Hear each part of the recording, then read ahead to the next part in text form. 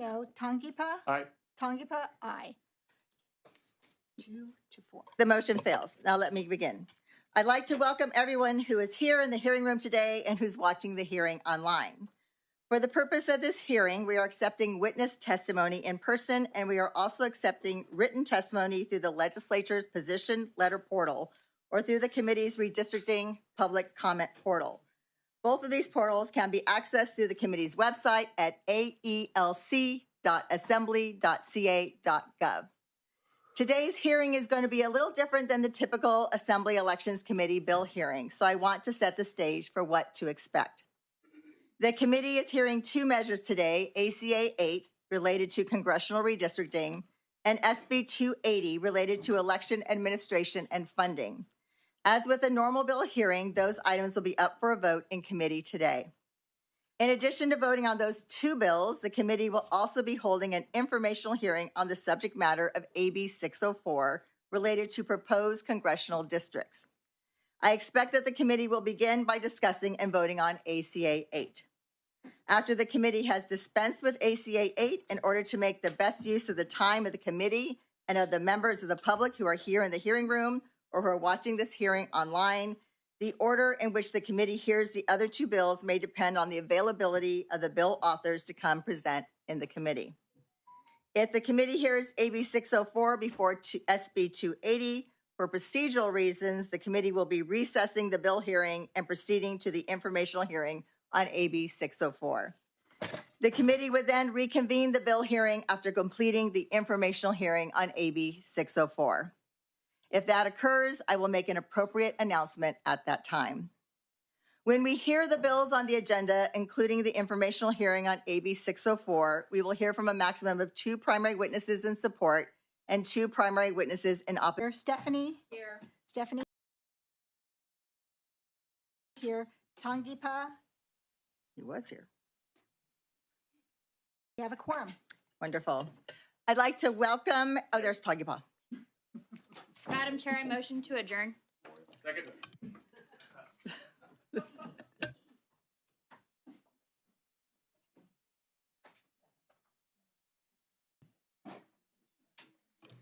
I'm asking for the same amount of time to prepare for this that my Democrat colleagues did.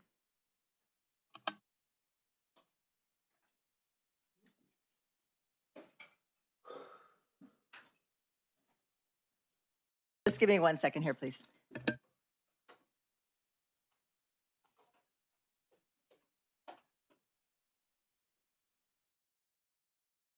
The motion to adjourn is not debatable, and it will take a majority of those present and voting. Madam Secretary, please call the roll. Pellerin? No. Pellerin, no. Macedo? Aye. Macedo, aye. Bennett? Berman? No. Berman, no. Salache? No. Salache, no. Stephanie? No. Stephanie, no. Tangipa? Aye. Tangipa, aye. 2-4. The motion fails. Now let me begin. I'd like to welcome everyone who is here in the hearing room today and who's watching the hearing online. For the purpose of this hearing, we are accepting witness testimony in person, and we are also accepting written testimony through the legislature's position letter portal or through the committee's redistricting public comment portal.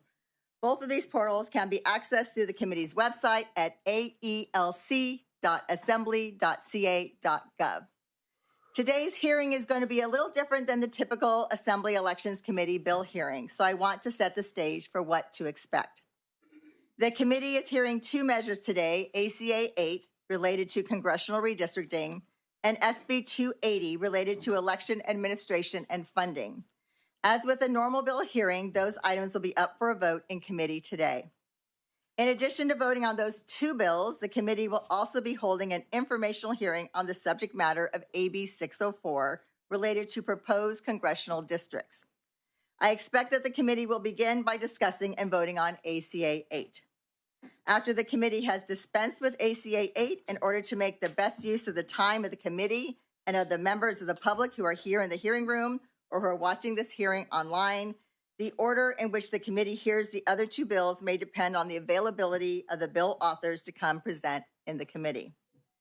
If the committee hears AB 604 before SB 280, for procedural reasons, the committee will be recessing the bill hearing and proceeding to the informational hearing on AB 604. The committee would then reconvene the bill hearing after completing the informational hearing on AB 604. If that occurs, I will make an appropriate announcement at that time.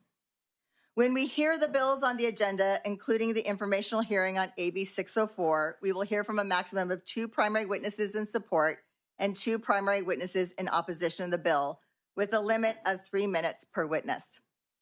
As a reminder, primary witnesses in support are those designated by the author. To provide additional opportunity for public input, we will allow other witnesses to speak for no more than 30 seconds. In order to permit as many people as possible to testify, I will enforce that time limit strictly. My 27 years as Santa Cruz County's chief elections official is what I carried into these conversations about mid-decade redistricting. And let me be clear, what we are building in California is the most transparent process in the nation.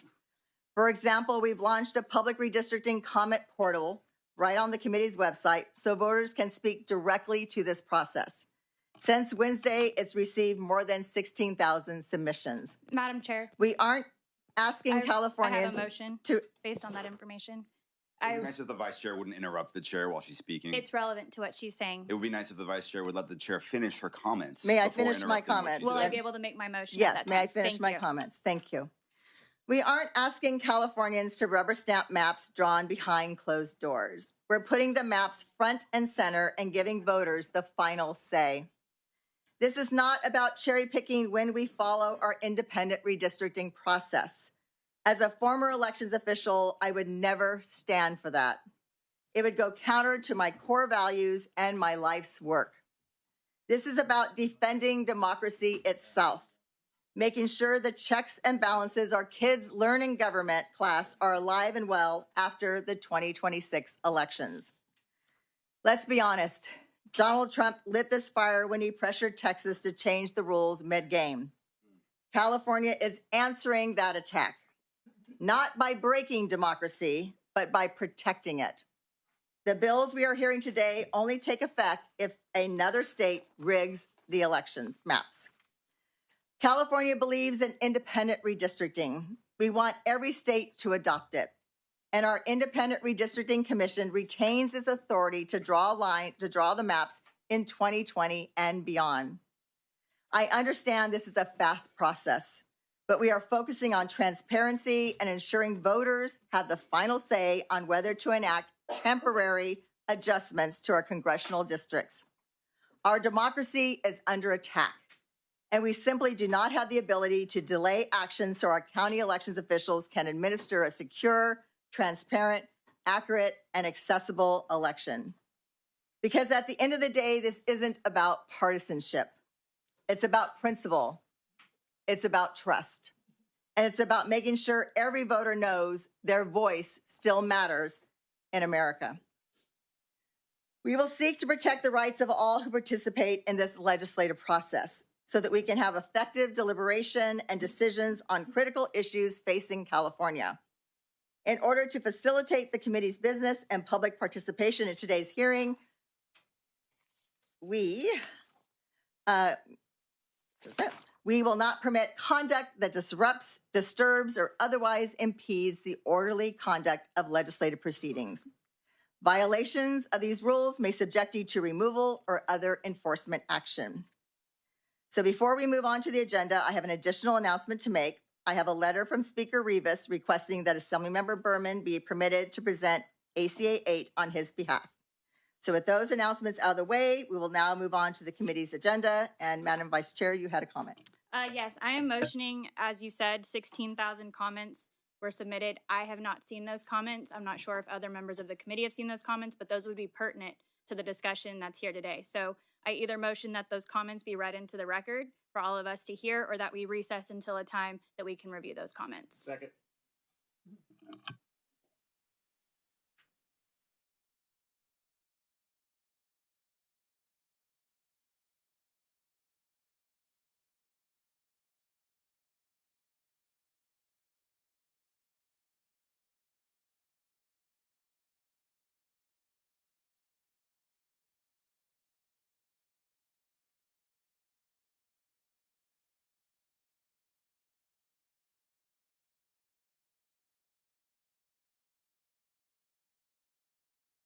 bipartisan redistricting for California and for every state in the country.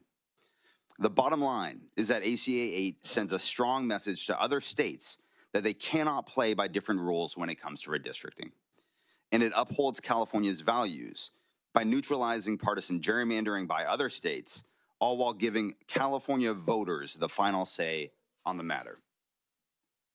This situation is an emergency, and California is responding by empowering our voters with transparency, with respect for our independent commission, but with a will to act. I respectfully request an aye vote on ACA 8, and I'm joined today by Annie Chow with the California Teachers Association and Danny Curtin with the California State Council of Carpenters. You each have 3 minutes. Thank you. Okay, Danny Curtin with the Carpenters, as you heard. I'm going to sort of read a letter into the record, so that's 1 out of 16,000. It is with great reluctance but firm resolve that I'm testifying on behalf of the California Conference of Carpenters to strongly urge your support for ACA 8.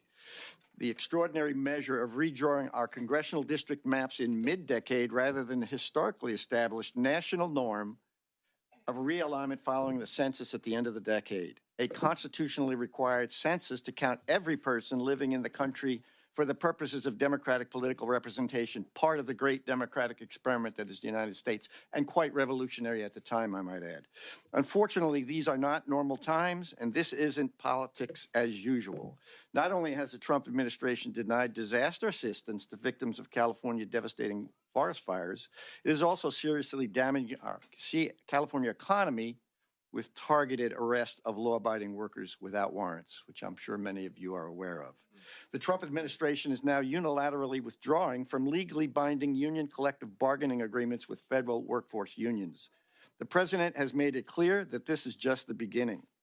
Whatever your opinion of the Carpenters Union, you all know we are willing to work across the aisle to find solutions. We supported and still support the bipartisan reform work of Governor Schwarzenegger's administration and this legislature on redistricting to establish California Citizen Redistricting Commission. We believe every state should require the use of fair, nonpartisan redistricting commissions. I'm going to get that before I'm done. But they don't.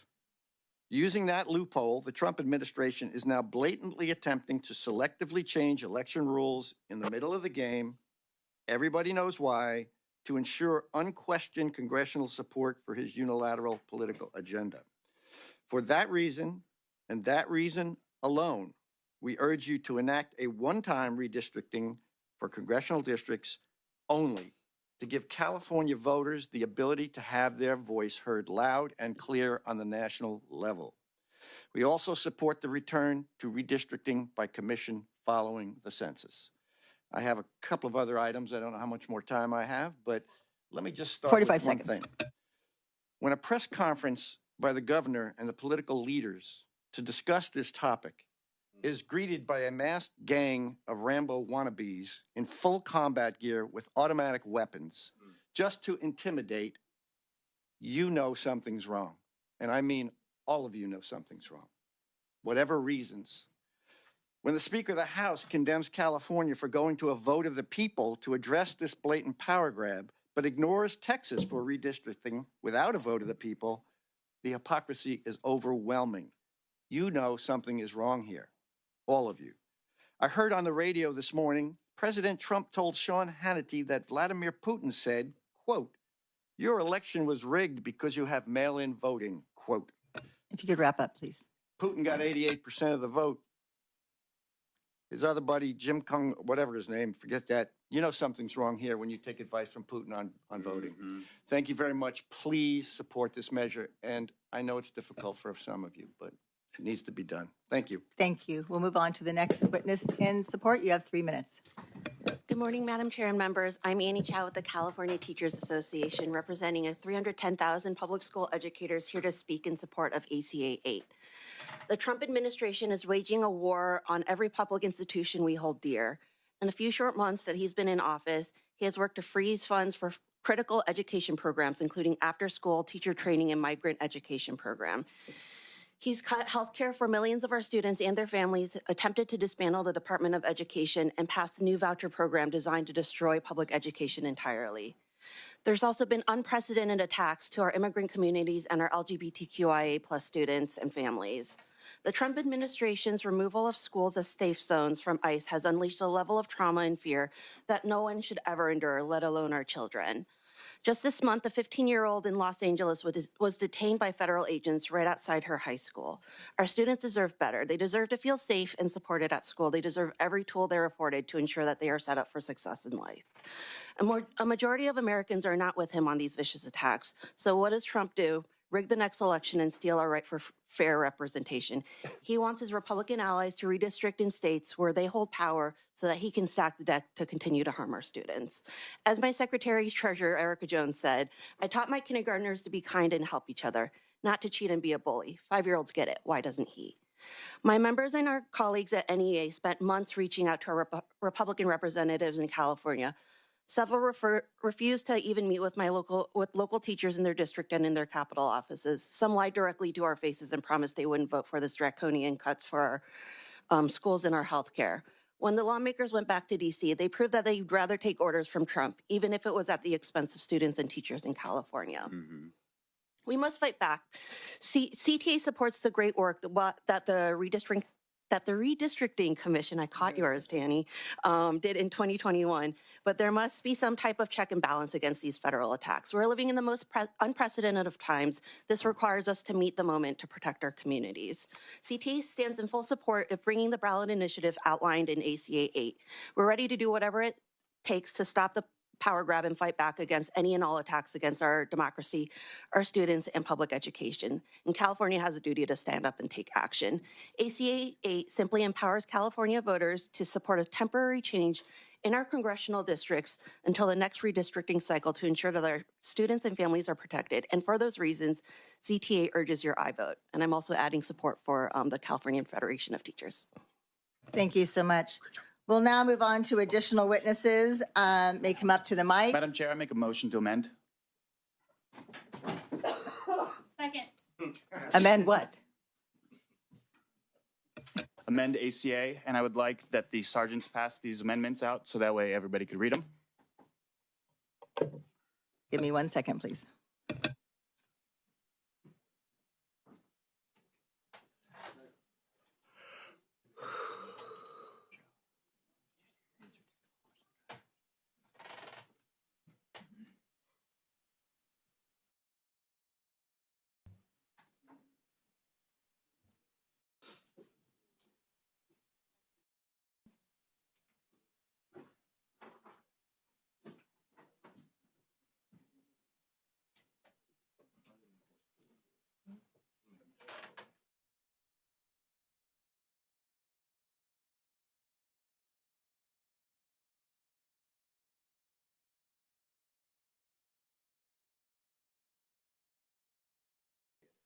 Are the amendments in ledge council form? Okay. Right here. Okay.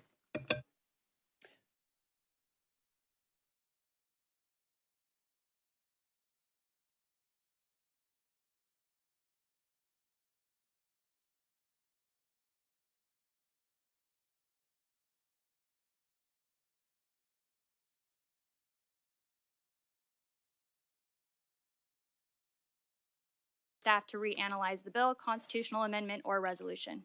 Just give me a second so we can answer your question here.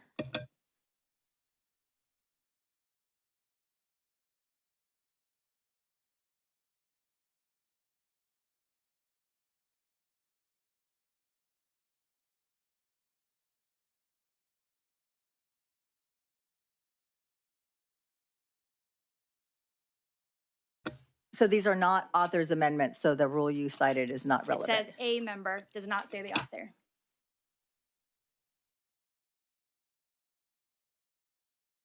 But they are not author's amendments. Once again, it's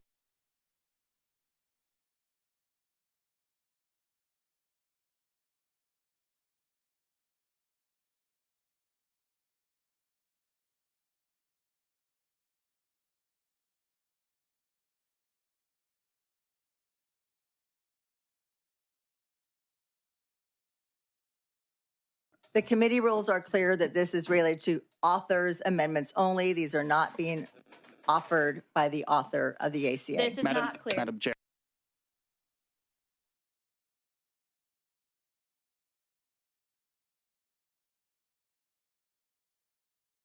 The author is Rivas and McGuire.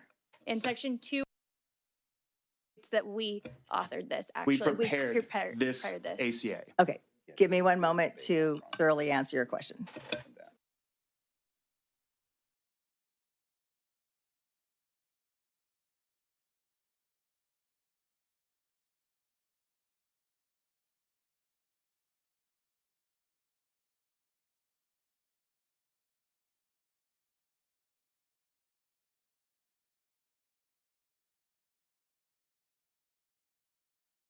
My ruling is the amendments are not in order.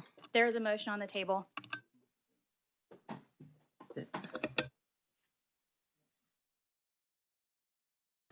And your motion is not in order as well. Madam Chair, I asked to read the amendments into the journal. Second. I reject that. No, On what grounds, Madam Chair? my decision.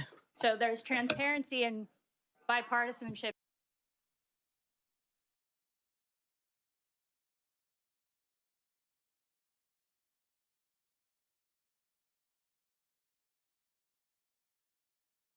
Yes, Assemblymember I would like to Salati. move the bill for approval. Move the item. We have a motion to approve the bill. Madam, the motion to read into the journal takes One precedent. one second, please.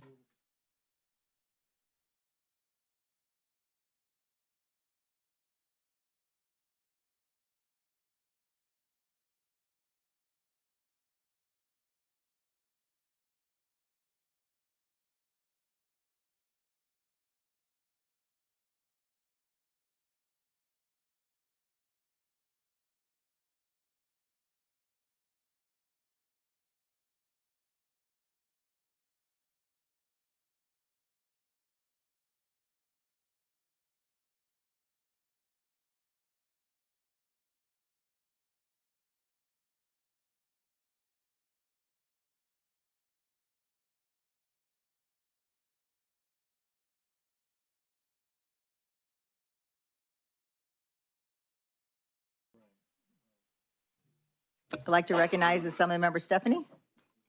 Oh.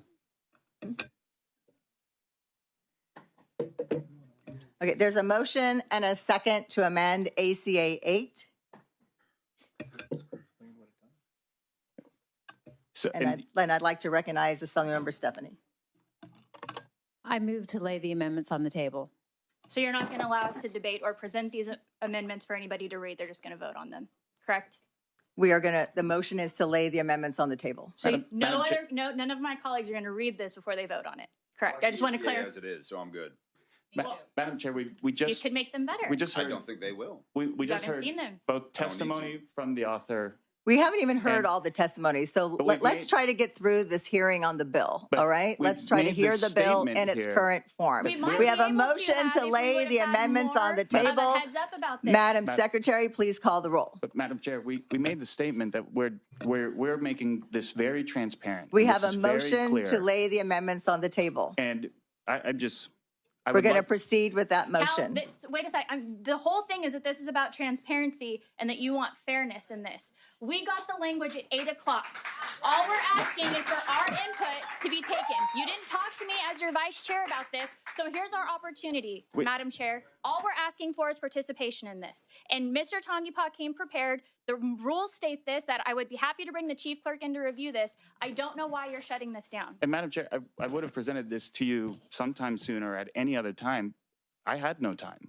We didn't receive this, and yet there are authors on this before I even got to see this. I didn't get this till last night because we were not informed. So my question is, since everybody's prepared, since you're so fine with the ACA, is how much time did they get to prepare before I did?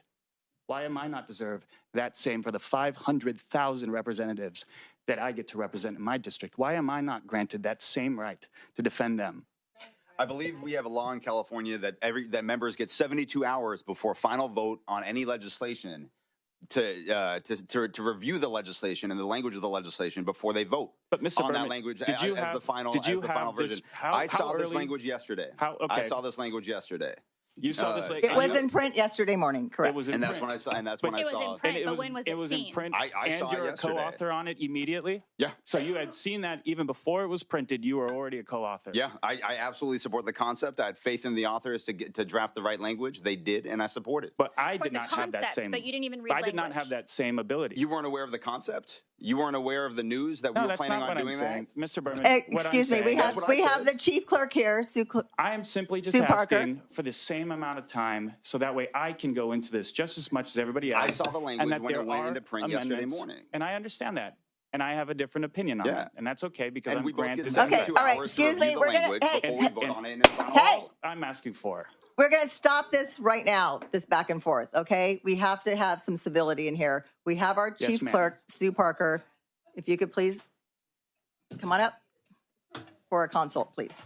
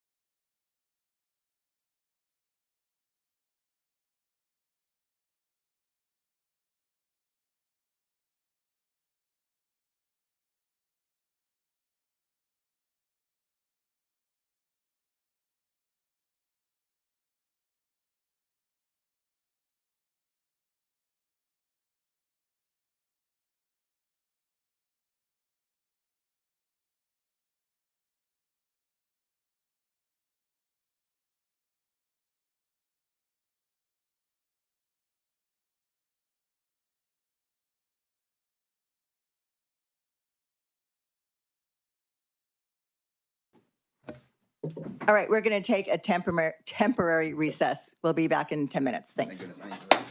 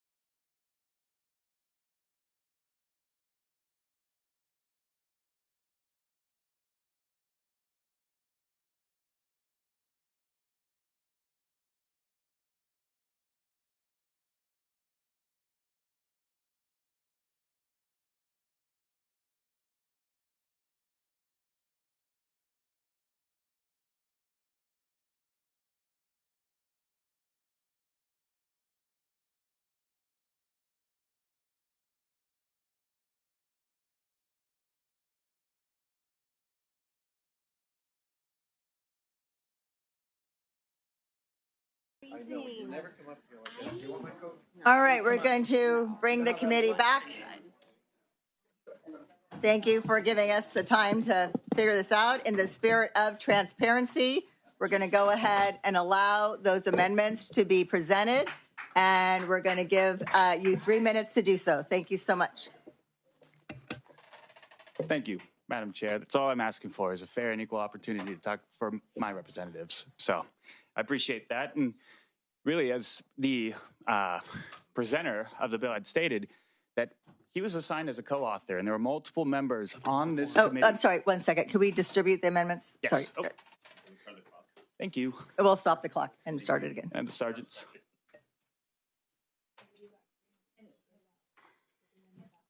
So, as was stated, and not only that, we see that there are multiple co-authors on this bill that I hope don't have the same regards as the presenter of this stated, that they were a co-author before they even saw this bill. I believe that these amendments actually help make sure that we are protecting the democracy, in which was stated earlier today, that we're making sure that this is as transparent, and if you're actually fighting for the people of California, that you buy into this. So there would be no reason for them to deny this amendment unless they have a vested interest in the maps that are being presented before us, in the changes in these congressional districts. So simply to read the amendment is, a member of the legislature who voted in favor of Assembly Constitutional Amendment 8 of the 2025-2026 regular session shall not be a candidate for congressional office in any congressional district adopted pursuant Section 4. All in an essence of, if everybody here is saying that they are doing this to protect democracy, to do it, to make sure that they don't have a vested interest. And especially when we have seen reports reported by KCRA that stated that the pro temp asked for a specific district to be drawn so he could be included in that the DCCC wrote these maps, and it shows that there is so much political gains and political partisanship that has been played, that has been lied to the California people. You now have the ability to prove that you are in this for those same right reasons that the presenter actually asked us to do. You have the ability right now to say that you're doing this for those specific reasons. So when you cast your vote on these amendments, you will declare to the California people that you do believe in democracy, that every statement and the amount of placating that we heard earlier today, that your words are true. And this gives you the chance to tell the truth, to tell the California people that you have no vested interest in this, that you believe in everything that was stated, that the author and the presenters and all of the other co-authors on this say that I'm not running for this congressional seat because of my personal gain. I'm doing these districts because it's what you believe in. So you have the chance to do so. Every single person who's a co-author on this who didn't read the bill. Okay, if you didn't read the bill, then you shouldn't have any issues adding this as an amendment because you don't have any problems with it. Thank you. Thank you very much. Assemblymember Stephanie. I move to lay the amendments on the table. We have a motion to lay the amendments on the table. Madam Secretary, please. Oh, is there a second? Can I just make a comment? Yes, you may. I'll second it. I'll have a comment. You know, it's really hard for me to consider any amendments when the first motion within seconds of starting this meeting was to adjourn this meeting. So I have a question for the proposed amendments. How did you plan to submit these amendments if you were planning to end discussion in the first couple of seconds of starting this meeting? Well, because I spent 12 hours I mean, clearly last... you were ready with some amendments. So how were you going to have even this discussion when you were making a motion and a second to adjourn? Yes. Thank you for the question. And end discussion. Thank you for the question. The main reason why that motion was made in the beginning was because we just need more time. I did not have as much time as the majority party in this state as they've seen the maps. They've had these maps, they've had these bills, they've had the language significantly longer. We didn't even set the committee hearing on our member portfolio until yesterday. So we've had less than 24 hours to even know that this meeting was going to be here. That's why the motion to end the meeting was there, just to give us time.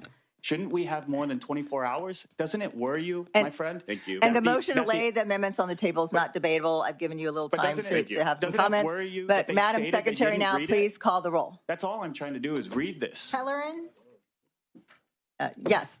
Pellerin, aye. Macedo, No. Macedo, no. Bennett, Aye. Bennett, aye. Berman, Aye. Berman, aye. Salache, Aye. Salache, aye. Stephanie, Aye. Stephanie, aye. Tangipa, No. Tangipa, no.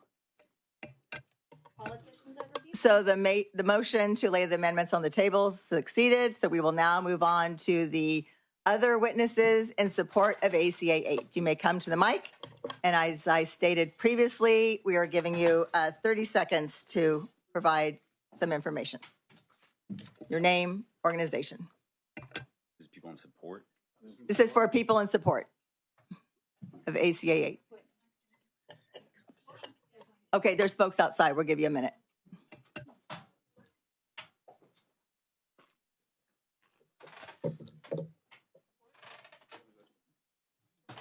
Yeah, this is for support to ACA 8. Thank you. Elmer Lazardi here on behalf of the California Federation of Labor Unions and also here in support of UFCW Western States Council. Thank you. Mic off? Mic working. Thank you. Angela Pontus on behalf of Planned Parenthood Affiliates of California in support. Thank you, Chair. Keshav Kumar with Lighthouse Public Affairs on behalf of Reproductive Freedom for All in strong support and appreciation.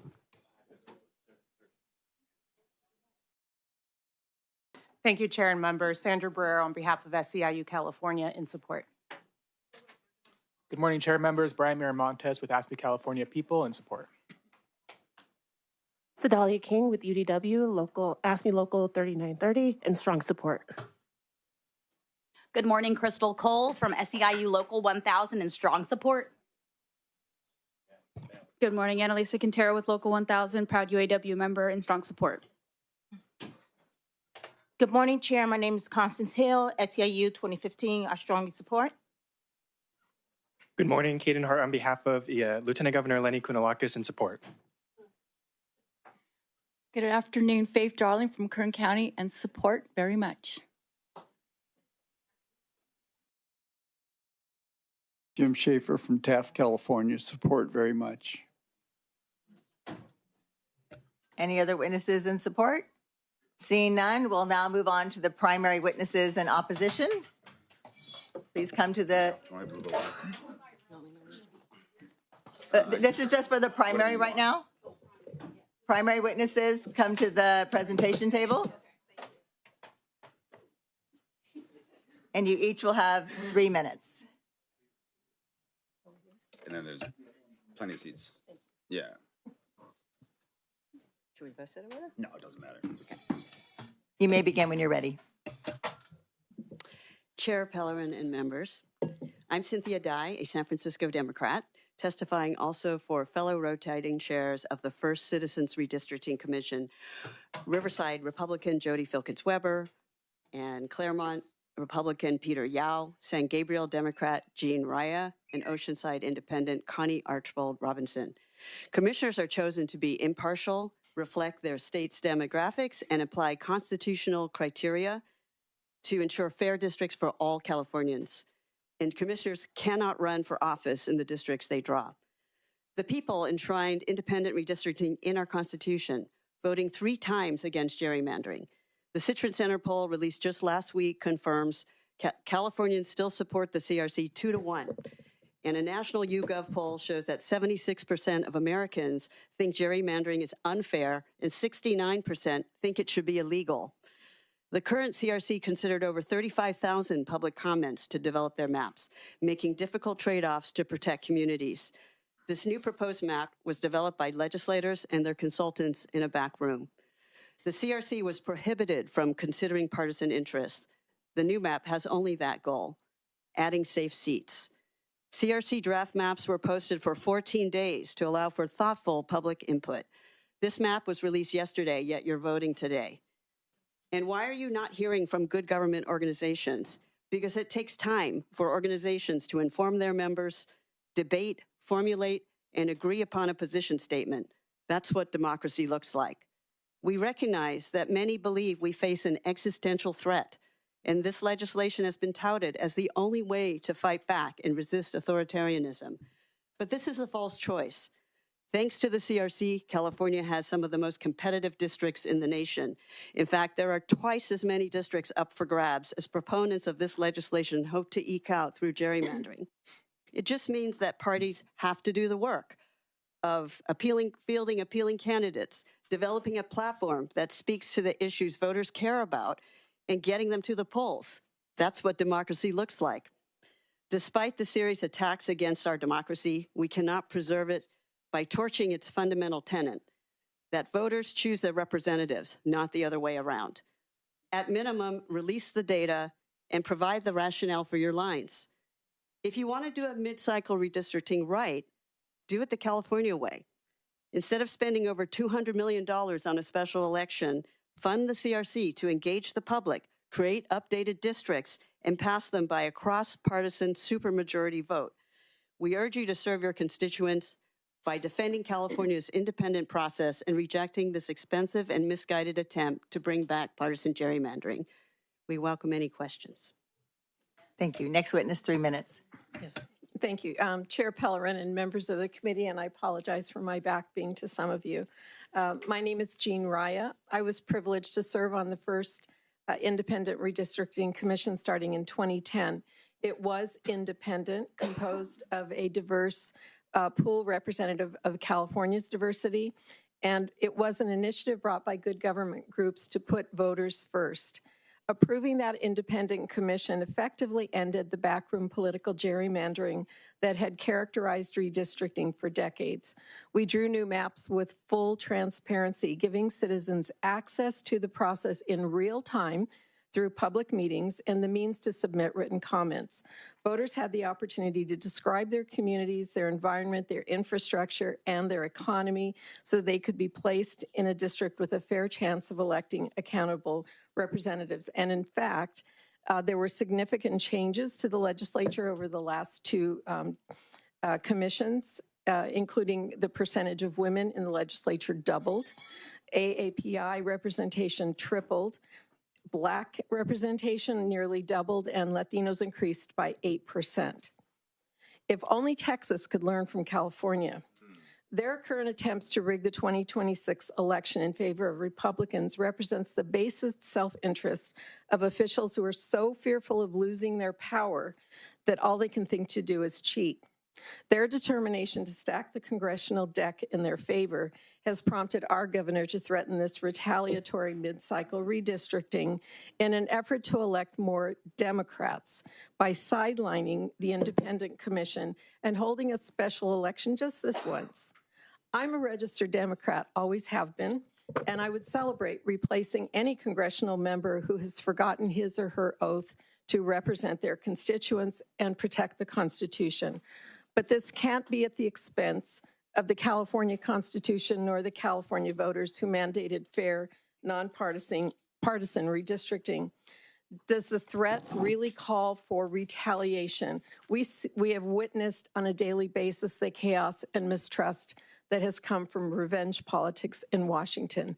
That is not a model for the responsible government Californians deserve. It's not a model for which we should spend millions of dollars on a gamble that different districts would produce different results, or that we might not lose incumbents in more competitive districts and fail to elect whatever magic number is needed to win this electoral war against Texas and whatever other states. The governor says the American people need a fair chance. We have a fair chance here in California. We have choice. We have a voice. It's called the Independent Redistricting Commission. The maps that have been proposed are like a menu that offers you steak, but you're a vegetarian. Sorry, that's all we have. California set the gold standard for— You could wrap up, please. Yes. California set the gold standard for redistricting. This is not the time to take a step back from innovative democracy. Thank you. Madam Chair, before we proceed, I'm sorry, you weren't introduced. Who are you sitting at the table? I'm so sorry. Sorry, my name is Aaron Silva. I'm with the law firm Olson Remshaw. I'm here mainly to answer technical questions about the measure. Okay, thank you. My technical witness. Thank you. We'll now go ahead and bring in witnesses who are in opposition to ACA 8. You may come to the mic. And Madam Chair, are we going to have an opportunity to ask questions? We both will. opposition? Yeah. We're going through our normal procedure where we hear from the witnesses first. Okay. Okay. Just making sure. Thank you, Madam Chair. Apologies on being late. My name is JP Hanna on behalf of the California Nurses Association.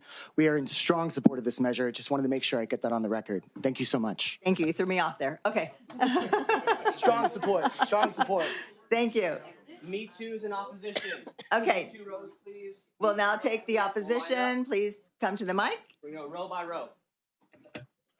Please. Come up to the microphone. We just need for you to move to the side. Thank you. Okay.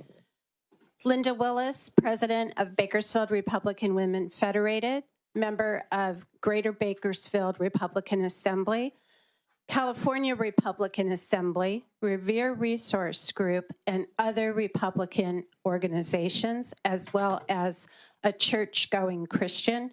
Strong opposition to this bullying method you're using. Margaret Drake, citizen, California. Strongly oppose this bill as a Santa Cruz, California resident. Hello, thank you. My name is Gina Bax. I'm an immigrant, and I'm also the president for the Chico Evening Republican Women, and I strongly oppose this. Thank you. 30 seconds. You may take 30 seconds. Thank you. My name is Nick Bussey, and I'm here on the behalf of the Placer County Republicans Assembly. And look, redistricting, we could just have a simple blame for Trump for everything that goes on. And trust me, if it was that simple, I would blame the scoreboard whenever the Niners have lost. Now, I'm hearing words like transparency and representation and fairness, and it saddens me to be here today in this chamber and the other chamber and see the absolute opposite that's going on. Now, under a supermajority, California is drowning in crime. We're not funding things like Proposition 36, unfounded That is 30 seconds. Thank you so much. That was not 30 seconds. It wasn't. It was. Oh, yeah. I oppose. We got that. Thank you. It's a pleasure to be with you all. My name is Nathaniel Noriega. So the 9 most terrifying words in the English language are, I'm from the government and I'm here to help. The California Independent Redistricting Commission was a bipartisan support, something that is nearly impossible today as a check on all of you politicians. There's a reason why those words were spoken by Reagan. Just because they're doing it, we can do it too, is an argument that only a child will make. We're not Texas, we are California, we are held to a different standard, or at least we should be. It is my first time in our state's capital, it's beautiful, but when I look outside and see someone smoking crystal And that is meth 30 seconds, thank on you. our Capitol steps, Thank makes you. me wonder. Thank you. My name is Denise Aguilar. I'm co-founder of Freedom Angels in Opposition. We represent thousands of families across the state of California. And I'm just a little confused on why the California Teachers Association is one of the main witnesses. As our children are graduating illiterate, I think that the Teachers Association should focus on our children's education. Thank you. And I oppose. Hi, Tara Thornton, co-founder of Freedom Angels. I actually didn't have anything prepared to say. I'm just really shocked. We shouldn't be doing this. Wrong is wrong. And the people don't want this. We want independent. I happen to be from one of the districts that will get decimated with 0 representation. But even if I wasn't, this isn't the right way to go. And you actually don't have the support of the people on it. You have a mandate to be independent and to not do political gerrymandering. I oppose. Sophia Karstens, Decentralize America. You can't actually redistrict without changing the 10-year rule around the census, and you can't do that without amending the California Constitution, which is very robust on this issue. And you can't do that without repealing the Equal Protections Clause, which you cannot do. All due respect, the argument is that we want to preserve democracy. You cannot preserve democracy by suspending it. I oppose. Sonia Shaw, Chino Valley Unified School Board President and candidate for State Superintendent, trying to take back this insane California. You call it democratic and transparent. Give me a break. California's collapsing under Newsom and his cronies. Most of you are here. Failed leadership. Just look around. Lawlessness in our streets. Schools are failing. Our kids can only 47% can read at grade level, and the CTA is over here doing this. Shame on you, CTA. You make me nauseated. Anyways, pushing ideologies in the classroom is something Newsom's wife, first partner in destruction, is well aware of because she's pocketing while our kids are failing here. That is 30 seconds. Thank you so much. Put barf bags behind the Thank you so much. Kelly Abdosh, not only citizen of this republic, but also wife and campaign coordinator to a campaign,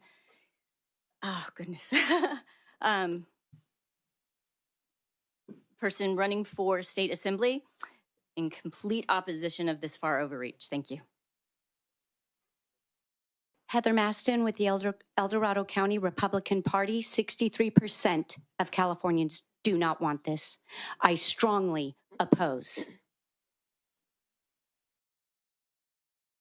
Doug Williams, El Dorado Republican Central Committee.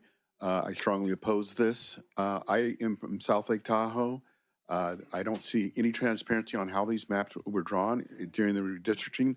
They had complete transparency. We could see where the maps were. I have nothing in common with Sacramento, and neither does any of the people in South Lake Tahoe or the Tahoe Basin. Hello, my name is Oscar Avila with the California Movement. Totally opposed to this. This is election interference at the highest level. You're going to use past results of elections to base the new maps to rig the election. This is election interference at the highest level. You know, it's not fair. You can literally move around the boundaries to make sure you get more votes to remove Republican seats. People voted for the state for Republicans. You're going to remove those seats by stealing an election. You guys are trying to commit a crime. That is 30 seconds. Thank you. Thank you. No. Florentina DeGennaro representing Moms in California with Mom Army. Also representing Glad Tidings Church in Yuba City and Freedom Coalition in Yuba City. Oppose.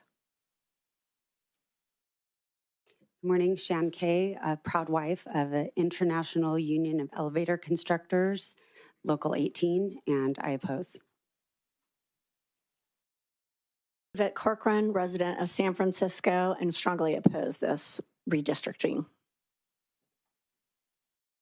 Hello, my name is Priya Patel, representing the voters of Los Angeles County, and I strongly oppose AB 604 and recognize it as an uprooting of our constitutional rights and democratic process in this county, in the state of California. This bill violates state constitutional law as well as the Voters' Rights Act. And it seems to me that the author of the bill and the co-authors that signed off on this bill haven't actually read the wording and verbiage of the bill. So I think that the voters of California That is 30 deserve seconds, more. and this is for ACA 8. Thank you. Jessica Kong from an affected district in strong opposition. David Bullock, member in good standing of the International Brotherhood of Electrical Workers, Local 18, also representing the California GOP Labor Caucus, with the majority of our members being represented in collective bargaining by the California Teachers Association. California Republicans are already disenfranchised with representation. We're 60-40 state, 60% Republicans, 40% Democrats, or excuse me, that's backwards, 60% Democrats, 40% Republican. This will disenfranchise us more. And we see that in the legislation already. We're 75-20%. That is 30 seconds. Thank you. Good afternoon. My name is Angel Ariano. I came over 6 hours from Pomona, California, to say that I am in opposition, and also that I am shocked to see the lack of dignity in this room, and to use the existing processes that we have, and that's my statement. My name is Jose Carrillo, constituent of Riverside County. I'm a proud member of the National Brotherhood of Electrical Workers Union, in good standing. So I have my ticket, and I don't know why unions are a part of this, but I'm just a union member, and I strongly oppose this. Yeah.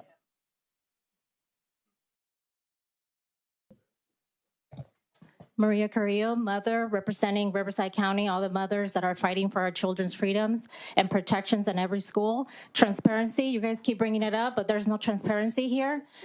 TDS is a real thing. Stop hating Trump and just blaming him for everything. This is not right. And Newsom said, the people will speak. We, the people, will speak if that thing goes on the ballot on November 4th. Hi, Virginia Barbaro from Solano County. I'm also a California native, and I strongly oppose, and I'm asking all of you to support real transparency and have real issues and work together and listen to the people, because the people of California are being slaughtered by regulations and all that you're proposing to do. It's not real. Your assertions are off, and you need to. That is 30 seconds. Thank you. My name is Twyla Nixon. I'm a native Californian from Solano County, and I oppose the bill. And everything is becoming very dynamic. We're just asking for God's guidance on this and pray that the Lord will see us through this. Praise the Lord. Thank you. Madam Chair, Horacio Gonzalez on behalf of California's Business Roundtable, one of the early sponsors of California's independent redistricting process. We urge you to reject both bills and keep our process free of politics. Thank you. Greg Burt with the California Family Council in opposition. Some people have already brought up the issue of transparency. What was this I saw today out in the hallway was anything but transparent. I'm not sure if the Republicans know this, but while you were trying to get your amendments laid out, they were shutting your mic off, right? So if you go back and listen to the recording, the mic was going off while you were talking. How is that transparent? Right? You're shutting people from just open conversation. We're all talking about democracy. Let's have an open debate. You were not doing that, right? And then you go out and have a secret conversation when nobody saw what you decided. That is 30 seconds. Thank you. All right. Hi, Reverend Dr. Angelo Frazier from Bakersfield, California. I oppose the bill. I'm a Christian, I'm a Republican, and I just happen to be black. This is racism 101 all over again. My name is Dina Burrell. I'm from Tulare County, Visalia, California, and I oppose this bill. I am a Christian. I'm not in any kind of organization, but I'm an American citizen, and I want my voice to be heard that I strongly oppose this bill. Thank you. I'm Ruth Brokaw. I'm from Visalia, California. I'm part of the pastoral staff at Legacy Church. I represent a lot of people who, along with me, oppose this bill. I'm Matt Beither. Appreciate you taking the time. I'm a native Californian, strongly oppose the bill, and we'll go down fighting for kids' voice and everything. So appreciate you listening to our voice. Hi, I'm Tina Anderson. I'm coming from Tulare County, Visalia, California, representing Central California, predominantly Republican, and we oppose this bill strongly. My name is Patricia Weezer. I'm from Tulare County. I'm a first-generation American. I do not believe that my rights or my nationality, my primary nationality, is affected by redistricting, so I oppose the bill. My name is Myrna Aguirre. I'm here from Visalia, California, representing Deep Rooted Church, and I stand strongly against this bill. My name is Mary Jimenez from Visalia, California, Tulare County. I am in a pastoral ministry also, strong Christian Republican, and I strongly oppose this bill. Good afternoon.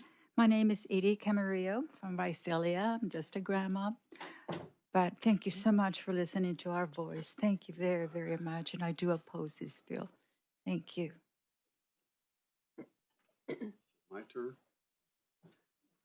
Okay, my name is Tim Williams. I go by Tiki Tim from Suisun, California.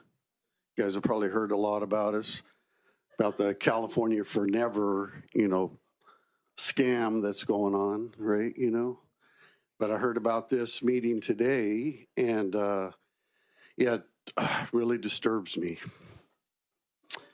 Woo! You guys could put my children in jeopardy. I'm a little upset. That is 30 seconds. Thank you. I'm a little upset about this. We hear you. Thank you so much. Next speaker. That's all the time I get? Yeah, 30 seconds. Yes. Remember, you're going to be judged. Thank you so much. Thank you so much. God is going to judge you. Thank you so much. It's not a laughing matter. I'm not laughing. Yes, you are. Next speaker. Hi, my name is Eufemia Munoz. I was born and raised in Tulare, California, and I strongly oppose this bill. Good morning. My name is Andy Munoz. I was born and raised in Tulare, California also. I'm independent by choice. My opinion on this whole redistricting matter just seems to be the old adage of monkey see, monkey do. And it's unfortunate that we have to go in this direction simply to oppose another state that's trying to do the same thing, which in general, I believe they had the right to do. However, California has already done this and now is simply throwing a monkey wrench into something to try to do it also. Thank you very much. I strongly oppose it. Hi, my name is Ellen Waitala. I am a citizen of Visalia, and I am also an elected member of the Tulare County GOP. I've spent 30 years plus being an elementary school teacher, and one of the basic tenets of education is learning to be fair. This bill is not fair, so I stand before you as a retired teacher saying, let's do better. Let's not redistrict. Let's That not is 30 gerrymander. seconds. Thank you. Yeah, thank you. Hi, my name is Sandra Verdugo. I live in Visalia, California, Tulare County, and I strongly oppose this bill on behalf of myself and my family. Thank you. Hi, my name is Juventina Barajas, known as Tina, born in Mexico, but a U.S. citizen. I oppose this bill. We need to be fair, and I believe it's just going to cause more problems. I oppose this bill. Hi, I'm Kirsty Vaughn. I'm at Visalia, California, and I oppose this bill. My name is Valerie Snyder, and I'm from Visalia, California, and I oppose this bill. Hi, I'm Troy Stibe from Exeter, California, and I oppose the waste of my money and my tax dollars. They seem like they keep going because y'all keep taking more of them. I'd like to have some of that back, and wasting that money on doing this type of legislation is unacceptable to me. I'm opposed to it, obviously, and would like to see you guys focus on things that are more pertinent to our day-to-day activities, like reduce the cost of doing business in California. That is 30 seconds. Thank you. My name is Tom Brumley, and I'm here from Visalia, California. I speak on behalf of the 37% of the GOP of California in opposing this legislation.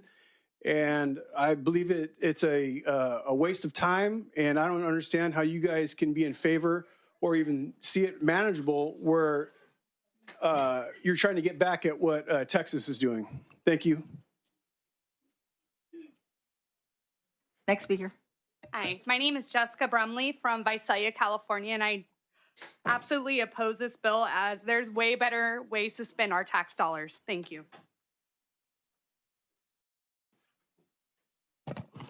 Ladies and gentlemen, my name is Judy Escobedo. I'm from Visalia, California. I'm here as a citizen of this state, and I would like to make sure that you understand that I vehemently oppose this bill. We voted for this bill. We voted for this state to have a nonpartisan commission so that we could pick our politicians, not have our politicians pick our voters. So I'm hoping... That is 30 seconds. Thank you. Thank you. Hi, ladies and gentlemen. My name is Sylvia Escobedo, and I'm originally from Texas, moved here back in '64, and we stayed here because we love California. But lately, I'm thinking I need to move back to Texas. Anyway, I greatly oppose of this bill. My name is Maria Santiago, Visalia, California. Strongly oppose the bill. And I tell you right now, you think you're going to get away with something, but don't forget, you will answer to God and God Almighty. Leave the children alone and leave our money alone. Use our money for the right things, not your own desires. Thank you. Hi, I'm Carmen Morris from Tulare County, and I strongly oppose this bill. Good morning. Thank you for hearing us today. My name's Rochelle Pierce. I'm from the Visalia Republican Women. I'm a former member of the California PTA Board of Managers. I'm a retired military spouse, mother of 3 college students, and a proud native Texan. I oppose this bill. Your everyday constituent is confused about where their district is, who their representative is. I've been working on the ground. People cannot tell me these things, and I think that redistricting would actually make it even worse. Thank you so much for hearing us today. Hi, my name is Gail Babb. I'm from Visalia, California, and I strongly oppose this bill.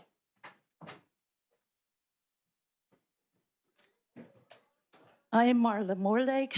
I was bred and born in Southern California, moved to Visalia about 20 years ago, and I strongly oppose this bill. My name is Edie Escarcega. I'm from Visalia, born and raised there, Tulare County. I'm representing all of the Central Valley, also strongly oppose this bill. My name is Gilbert Galvan from Visalia, California, Tulare County. As the famous words as Greta Thunberg, listen to me, how dare you? How dare every one of you guys for trying to pass this bill? Shame on all of you. Shame, shame, shame. I oppose this bill. Thank you. Hi, my name is Evelyn Galvin. I'm from Tulare, California, and I oppose this bill strongly also. Jim Schaefer, native Californian, Republican taxpayer, live in Taft, California, and I strongly oppose this bill. Faith Darling, Bakersfield, Kern County, and I have been speaking with a lot of Democrats that are, I guess you call them fence riders, and so many of them are very confused as the rest of us, and they are getting help from a lot of us because they didn't sign up for this either. So just to let you know, you think you have a lot of votes on your side and you really don't. I strongly oppose the redistricting. Scott Kaufman, Howard Jarvis Taxpayers Association. We supported independent redistricting on the ballot, and we will defend it when it's on the ballot. We oppose this measure. Thank you. Lance Christensen, California Policy Center. The one thing I love about this place is we can actually have a debate when it's allowed. When I started in this building 20 years ago, my boss said, I may not like the result or the outcome, but I appreciate the process. And what we've seen today is a show, a circus and a show trial. So I hope the people of California see through this and we oppose this redistricting effort. Thank you. Good morning. My name is Sandra Ramos. I'm also from Visalia, California, and I strongly oppose this bill because it's wrong and should never have even come to this, and also because it's going to cost taxpayer money. Use the money on something good and useful. Don't waste your time on this.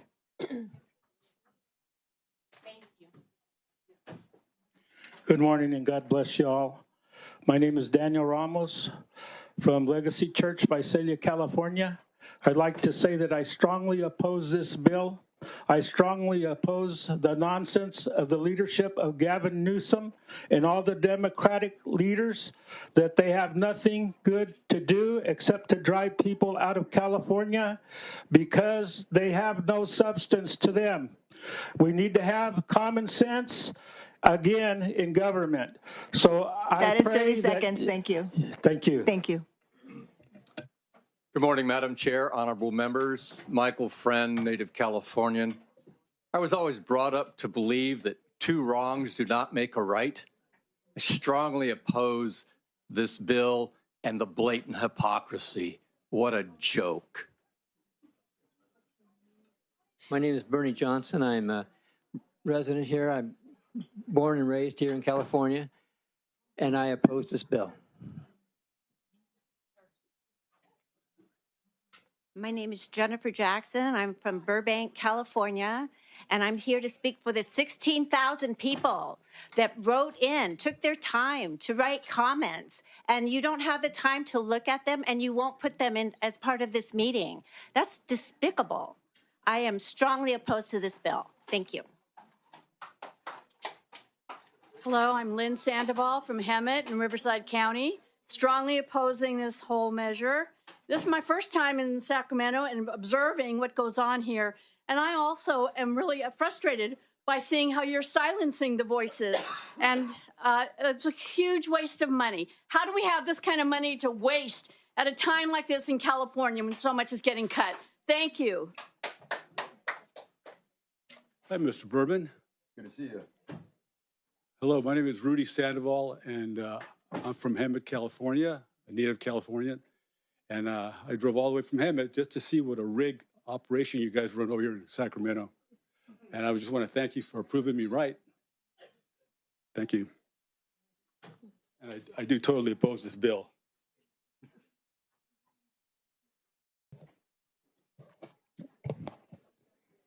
Good morning. My name is David Kroll. I am from San Diego, California, and I strongly oppose this bill. And this is highly, highly unpopular. And you guys are actually doing us a favor, so thank you, because people are going to come out in mass against this. Have a great day. God bless. Hi, my name is Deborah Kirkendall. I'm from Hillmar, Merced County, and I first want to thank you for this honor. My dad and my husband, a disabled Army veteran, sorry, with brain damage. Because they fought for our country, I get to come and speak before you, and I thank you for that. That's an honor. But I want to tell you, my husband with brain damage, he knows this is wrong, and I'm here to say no for me and for him. Thank you for the honor to give my word. Bella Minor with Central Valley Republican Party, and I strongly oppose this bill, and shame on everyone who is a support for this bill. Hi, I'm Catherine Lau from Tracy, California in San Joaquin County, and I represent Central Valley Impact Republicans, as well as Jim Shoemaker for Congress. And as a native Californian, fourth generation, I am just appalled that you would take this opportunity to try to redistrict and not even in less than 24 hours and not even read the bill. It's really truly appalling, and I'm really saddened to hear this, and I strongly oppose this. That's 30 seconds. Thank you. Good evening, committee. My name is Max Bonilla. I'm from Sacramento, California. I'm a taxpayer who would definitely love to see our money going to better things. $230 million could definitely do things like helping rebuild the Palisades or communities that have been impacted by recent wildfires, but not this. Not this political gerrymandering, not this political posturing, not these ridiculous talking points by Governor Gavin Newsom. Thank you very much. My name's Danella, and I oppose.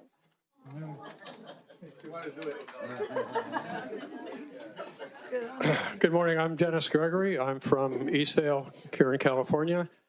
And if you people weren't suffering so much from Trump derangement system, you'd see the right thing and you'd understand what needs to be done in this state and this country.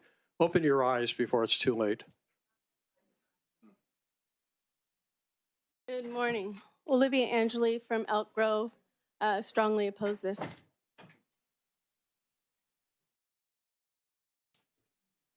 Good afternoon. My name is Lena Plent from Chino Hills, California. I strongly oppose this bill. Good morning, Lars Knutson, El Dorado County. There's no political solution to this spiritual problem. And I've been praying for Gavin Newsom since he was the mayor. And I'd encourage all of us to take a look at our own hearts, be led by the true spirit of the living God. And I just ask God to bless you. May his wisdom flow, and tell the devil to get out in Jesus' name. My name is Riley Nemi. I'm from Temecula, California, and I want to tell you to oppose this because Republicans in California are already greatly underrepresented. We only have 9 congressional seats out of 52, which means we have less than 20% representation in Congress, although Republicans make up 40% of the state of California. So thank you. Good morning. I'm Priscilla Allers from Montrose, California, in Los Angeles County, and I strongly oppose this bill.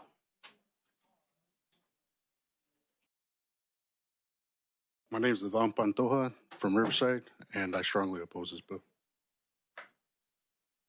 My name is Sophia Bell from... My name is Sophia Pantoja from Riverside, California, and I strongly oppose this bill. My name is Cecilia Pantoja, and I strongly oppose this bill. My name is Annette Pantoja, and I'm from Riverside, and I strongly oppose this bill. My name is Timothy Johnson from Fontana. There is no wisdom and no understanding and no counsel against the Lord. I strongly oppose this bill. I'm Jim Shoemaker, and I'm a candidate for the 9th Congressional District. So I do oppose this bill. I see that what's happening. We need to go back and let the commission handle all these things. I'd appreciate you guys to vote no. Hello, Dave Schultz, Bakersfield, California. I oppose this bill. I don't understand why we are so involved that we have to redistrict our districts because something is happening halfway across the country. I oppose this bill and think we should pay attention to what is really important to the people of California. Okay, seeing no witnesses and opposition, we'll bring it back to the dais. Members, any questions, comments? Assemblymember Bennett. Thank you very much, Madam Chair. I appreciate the indulgence. I have 9 points. I'm going to read them. I'd like to speak them all, but I wanted to make sure I actually get this said properly.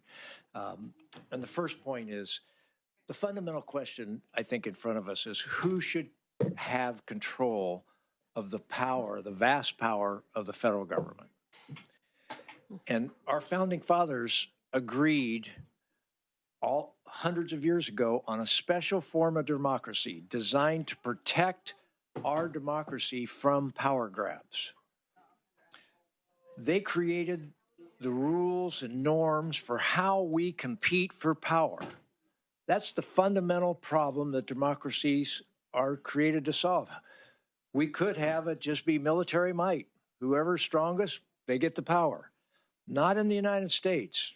We created these rules, and we're a rule of law, not men. We have checks and balances.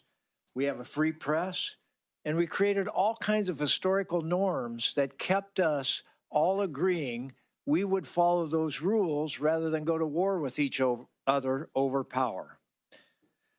Democracy requires many of these critical components to work. Not just one of them, but all of these critical components need to work for democracy to thrive. Autocrats around the world today have learned to grab power by weakening these democratic institutions, rules, and norms.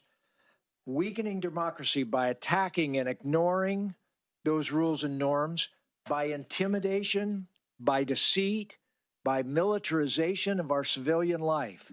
Those are all ways you weaken those norms that we have to have if we want to transfer power peacefully and here in the United States.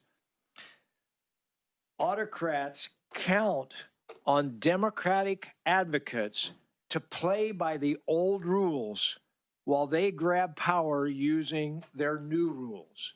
And I want to repeat that. Autocrats count on democracy advocates to play by the old rules while they grab power using their new rules.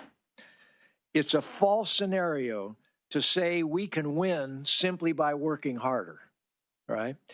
While autocrats grab power using their old rules. A few decades ago, Russia was a democracy.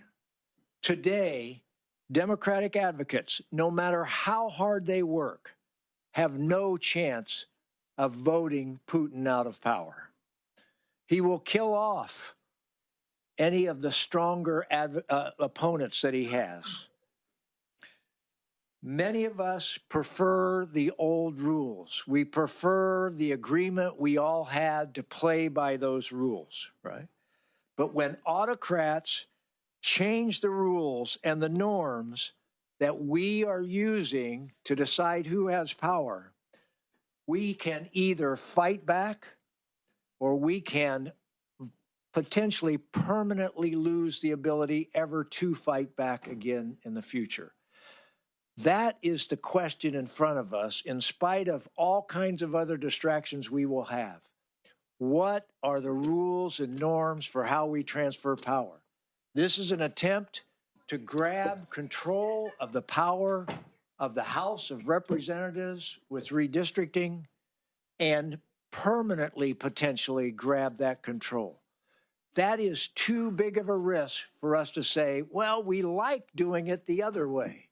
We like the more get along, everybody follow the democratic way. We simply don't have that choice today. I strongly support this bill. I appreciate the speaker's leadership. I appreciate the chair's leadership in bringing this forward. Thank you very much.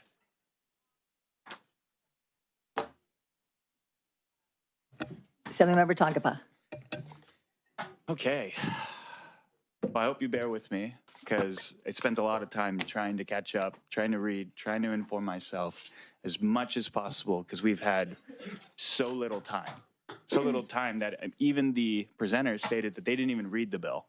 And I would hope that the authors or the other co-authors on this bill, I hope they don't hold the same sentiment that the people of California don't even deserve a read on a bill. I have a few technical questions, actually, and first and foremost, I do want to say thank you to the opposition testimony. I could say this, what we've seen today is, I know I'm a conservative, I know I'm a Republican, and I know that we have differences, but the maps that both of you worked on, especially in the beginning too, did give representation. Now I can say that I did not vote on the Fair Commission, mainly because I was 12 years old at the time. But I respected it. I truly respected it. And a lot of the work and the deliberation, because I was one of those kids that was overly into, our elected leaders. And a big portion of that is because I grew up right down the street from the Capitol, in one of the poorest communities in the entire state of California, and actually one of the roughest gang-affiliated communities. And it was those gang members that actually protected me, paid for me to get into this position. And now I can proudly say, as the first Polynesian individual ever elected to the state of California, it was done by an independent redistricting commission that actually believed in the efficacy of what this state can be. And there's a lot that we've heard today of testimony, we've seen a true bipartisan coalition here just trying to protect, because California should lead the way. When other states decide to do something else, we shouldn't react to them. We should prove by example that we can do this better, that we create the foundations for the rest of the nation, because it's supposed to go as California goes the nation. We've lost that. And that's what we've seen and heard today. We can't even read our own bill, but we'll decide to present it and vote on it too. That's insanity. And that's heartbreaking to the rest of Californians. Because again, I was one of those kids who just obsessed that the policymakers in this building actually cared about the people of California. But how can you say you actually care about the people of California if you didn't even read it? And that breaks my heart, because I spend so much time on this, because I'll work myself to death trying to make sure. I didn't ask a question, but I just wanted to make sure. No, but you're misrepresenting what I said, Mr. Tangipa. And you're doing it over and over and over again. And I will correct the record when it's my time. Okay, Assemblymember Tangipa, let's let the Assemblymember Berman speak. Go ahead. Just know that Tangipa is absolutely misrepresenting what I said over and over again. Do you want me to get it to try to justify his position on this bill, and I understand that. But you stated that you supported it prior to seeing it. Is that not what you said verbatim?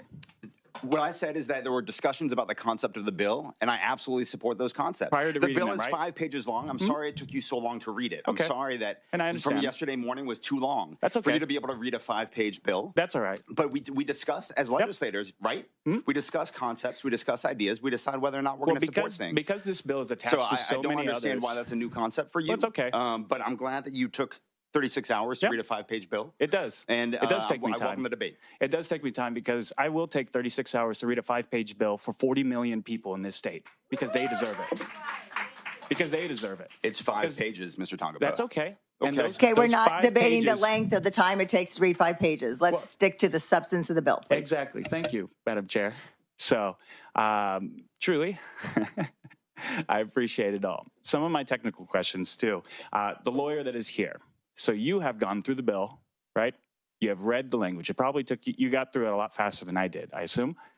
Can I ask you who is, and actually we're going to become really good friends. I hope you know that. Because who is Excuse me, your I'm sorry, retainer? Madam Chair. The Assembly member seems to be making veiled threats to my witness, which I don't appreciate. Well, I don't know why he's talking about becoming really good friends. Let's just ask some questions and get some answers. If we could definitely stick to just I asking the questions through the chair. Thank you. Because he is here to answer the legal questions. Doesn't mean he's going to be your friend. Okay. Madam That's Chair, fine. are we gonna allow my colleague to ask questions, or is this gonna be drawn out even But longer? I just would like to Kind of know. like you did to start the hearing. It's kind of going back and forth there. Let's have one person speak at a time. Mr. Berman, I ask that you just Assemblymember respect us to Tangipa, ask these please questions. ask your question to the witness. As long as you don't make veiled threats to my witnesses, that's no problem at all. To be a friend. Okay, let's just let Assemblymember Tangipa ask his question, please. Well, who is funding the retainer for you to be here, and how long have you seen the language in this bill? When did you first get it? And when did you start seeing it? Because I did not get it till yesterday. So how much time did you have to review this? Mr. Tangipa, I'm here to answer technical questions about how the bill works. I'm not here to reveal attorney-client privileged information about the representation I provide or anything that went into the work product. I can answer questions about the face of the measure. Well, I just, for me, since it takes me so long to read, I just wanted to know how long you had to read it. And if you, as a representative Let's stick to the merits of the bill. Let's ask questions about. This is a merit. This is back. This is not the merits. How long it takes somebody to read a bill is not. Bills, we consult with people before we introduce those bills. This isn't a foreign concept. This isn't a lack of transparency. So you Assemblymember Tangipa, if you have a question about the merits of the bill, please ask it. Okay. Then we'll go into even more of the merits. So under the new redistricting proposal, in a lot of these, and the main reason why I'm asking for so much time is because the questions that I prepped yesterday when I saw this all changed because the maps changed at 8 p.m. last night. And I think that it's well within the process to say, I should know. The maps changed at 8 o'clock, at 8 p.m. last night. The maps were released on Friday, I believe, and they have not changed. They changed per the census tract. Madam Chair, the fact that you don't know that should cause worry to everybody. I'm sorry, 8 a.m. yesterday. Sorry, No, not 8 p.m. 8 a.m. this at 8 p.m. last night. There was a change at 8 My p.m. understanding it was 8 a.m., but I am eager to hear regardless, your questions what in is your regards to whatever question changes to the there were merit to of the bill? maps. Okay, well, then Clovis would be split into 3 different congressional districts. Not anymore, because the last change that I got as of 2 hours ago on the new maps, now they are kept into 1 district. Can you explain the rationale for splitting up Clovis residents, thus weakening their voice? I think that would be a better question for the authors of the bill that actually has to do with the maps. My bill has to do with putting, or the Speaker's bill, constitutional amendment has to do with giving voters the opportunity to have their voices heard, and whether or not we will have a special election on November 4th. So I am not prepared to speak to the specific iterations of the maps, but I believe somebody will be presenting that bill after this ACA, who hopefully will be better prepared to discuss individual line drawing of communities. Well, the maps are pertinent to this ACA because they're all synonymous. But the ACA is to give voters the voice and an opportunity to have their voices heard on whether or not they want to have a mid-decade redistricting. Can you speak to the cost of the ACA and how much it's going to cost the taxpayers of California then? About the same as the recall that Republicans put forward. How much is that? I believe but that recall was done by the Citizens Initiative. It wasn't done by this body. Fundamentally, but the answer remains the same, that it's the same cost. Your question was, what's the cost? And I said it's the same as the recall. Well, it doesn't how matter could you who say put it it's on the the same ballot. of I'm the just saying the recall answer. since 2021 to where we're at now? We've seen 40% inflation rates. So is it 40% more? Well, I mean, with the tariffs that Trump just put into effect, it's probably more than 40% inflation rates. But I believe the cost of the special Mr. election Berman, I'd is ask you to speak to the approximately merits $200 of the million. question that I asked. Just how much Just does did it that, cost? Mr. Tangipa, excuse Just me, happened. can you just let him answer the question? He's doing so. Just Did you close miss- your I mouth, just- open your I just ears, said I listen to believe it's him for a second, approximately please. $200 million. We all need to listen to each other. So when someone else is speaking, So let's wait, have why do one I have speaker to at a close my time. mouth when somebody else I'm just saying, interrupts me? no, I'm saying Do it to you not both of you. find that- I'm going to say that to both of you. Please refrain from speaking when the other person is speaking. Thank you, Madam Chair. Ask the question. How much does this cost? Is there a actual fiscal analysis on how much this will cost the state of California in its current 2025-2026 costs, not to the 2021? You can't. Well, I think the recall was approximately $200 million, so this will be over $200 million. Okay. I think somewhere between $200 and $250 million. Okay, and so with a rolling and looming $20 billion deficit predicted by the LAO all the way until 2028, you believe that it's within the right state of California and this legislative body, not the people who put it on the initiative. When it came to the recall election, that was done through a citizens initiative. Nobody here did that. This is being done by us. The legislators here, hang on. By all means, please. I'll let you pontificate as long as you want. Yeah, thank you. I appreciate that. Do you believe that 200, and we can adjust costs for inflation, $300 million is what a state in a massive deficit and a rolling deficit year over year predicted by the LAO is what this state should be spending money on? Can I answer? Yes, sir. Mr. Tangipa. Thank you. Absolutely. And the reason for that is because the damage that this Republican Congress has done to the state of California makes $250 million looks like couch cushion change. One of my communities that I represent, Santa Clara County, is going to voters to the ballot to try to recoup some of the over $1 billion just to the county of Santa Clara, to their health system because of Trump's big, beautiful bill and the decimation that is having, that all 9 Republican members of California's congressional delegation voted on, like a bunch of feckless followers. No matter the damage that is doing to their communities, the billions of dollars that the Republican Congress is taking away, and the cost that's having for Californians and California taxpayers. And so if that's just Santa Clara County, 2 million people, and it's an over $1 billion hit that their healthcare system is taking, that the poorest residents of Santa Clara County rely on just to get their basic health care, over $1 billion. Imagine the cost that this Republican Congress is costing the entire state of California. So do I think that we should spend $200 million for the opportunity to avoid billions of dollars in Republican hits to our budget? I absolutely do, and I'm curious to see if voters will agree with me. Thank you. Thank you. The biggest thing that I'm looking at, and again, we've had very, very little time. To the question for the members that were on the Citizens Redistricting Commission, how much time on average did you spend when it comes to developing maps? Well, we were the first commission, and because the Voters First Act for Congress passed pretty late, we got the congressional map along with the state legislative maps, and then we had to do it 1 month earlier. So I think in total we had 7.5 months. 7.5 months. Yeah, which we worked pretty long hours to meet the deadlines. How many meetings do you think you can estimate around? We had about 100 meetings. Some of them were dedicated public input hearings, and some of them were business meetings. We always had public input available at those meetings. Thank you. And how many hours do you think? It would be the same. Yeah. The commission was very diligent in all members participating to the fullest. What do you think were some of the best protections that the independent redistricting really implemented? Some of the rules and stipulations. Can you go over that? Because when, I just have very, very large worries, especially with this ACA, that not only does it open us up for litigation, just simply in the way that it's written, but that we're going to do this. And then, some of us believe that we should spend hundreds of millions of dollars for something that will be sued and will be challenged or could be implemented. And then, we don't even, it won't even work. By getting this onto the ballot.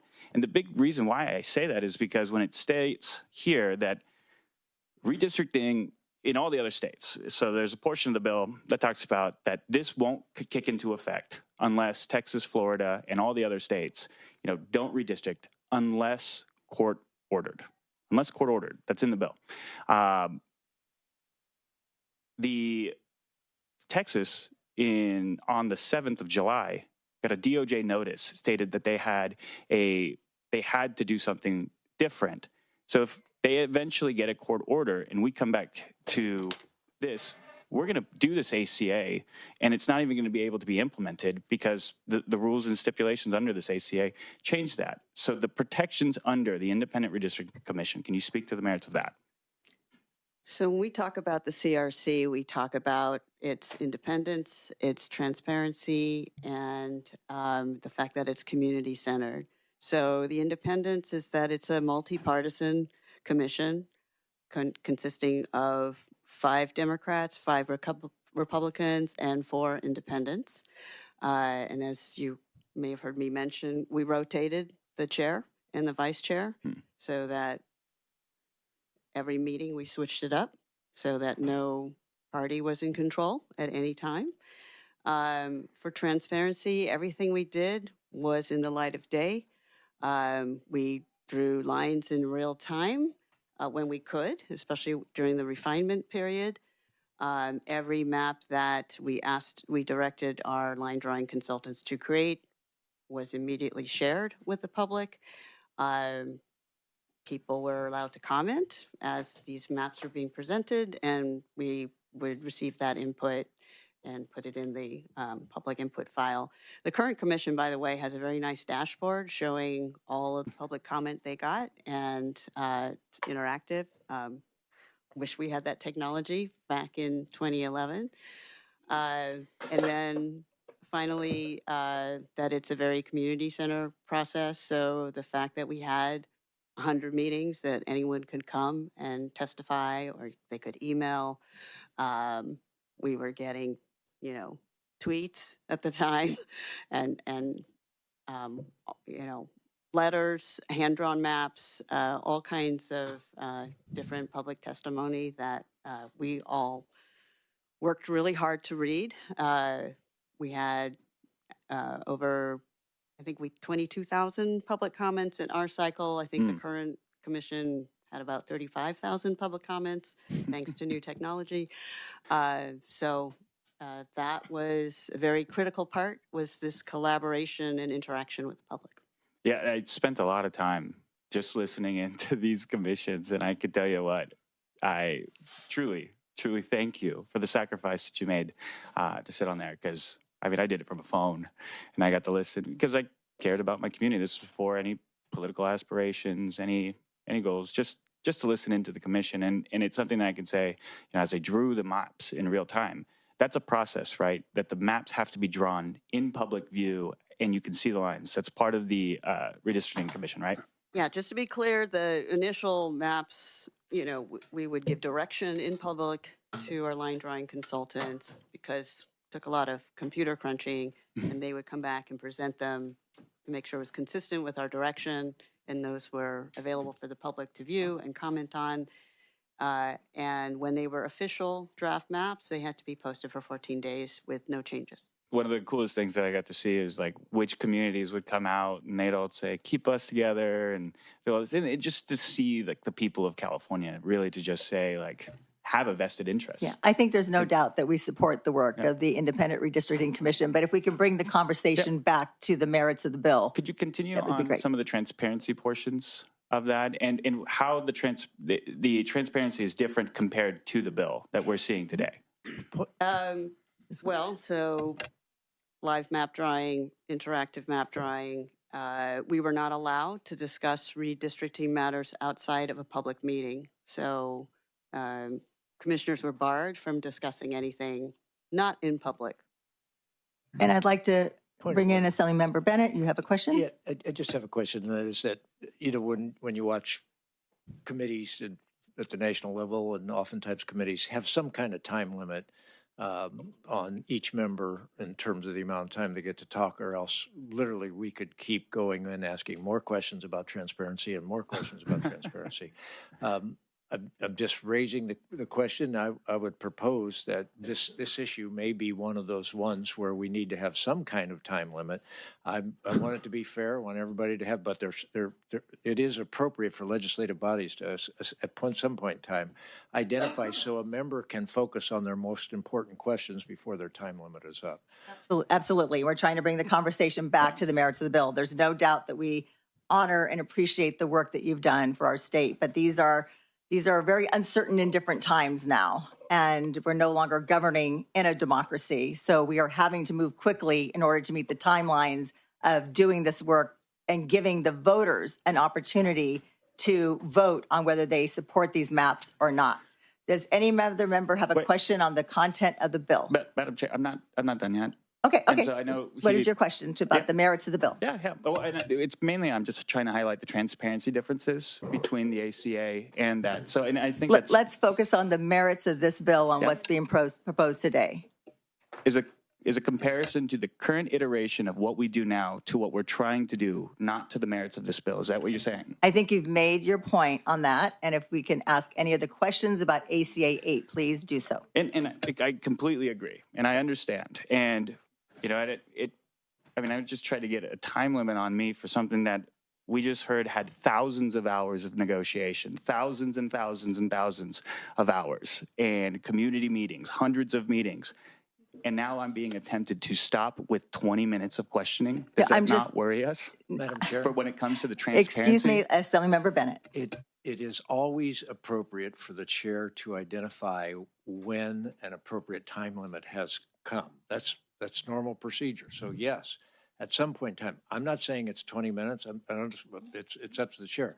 But the issue should be how much time is too much time for anybody to take to dominate so that we can go on and do the legislative business so that somebody doesn't abuse this privilege that we all have to speak here. So we have a lot of work to do, and we want to keep the questions to the content and merits of the bill. Okay.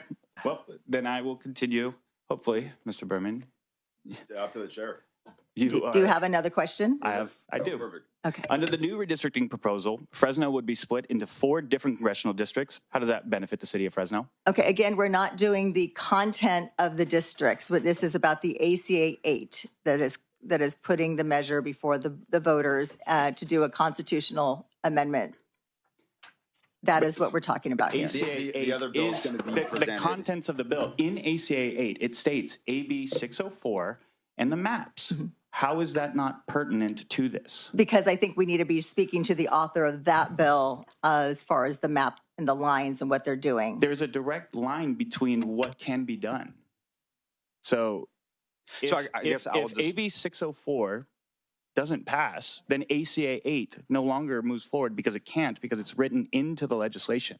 I'm trying to understand. Let's see if Assemblymember Berman has a response. I'll defer to the authors of that bill when they present that bill in front of this committee, I'm guessing around midnight, to give an opportunity to discuss the specific line drawing of different communities, like I mentioned about half an hour ago. Okay. Thank you. So when will the public comments be released to the members of the committee? And, okay.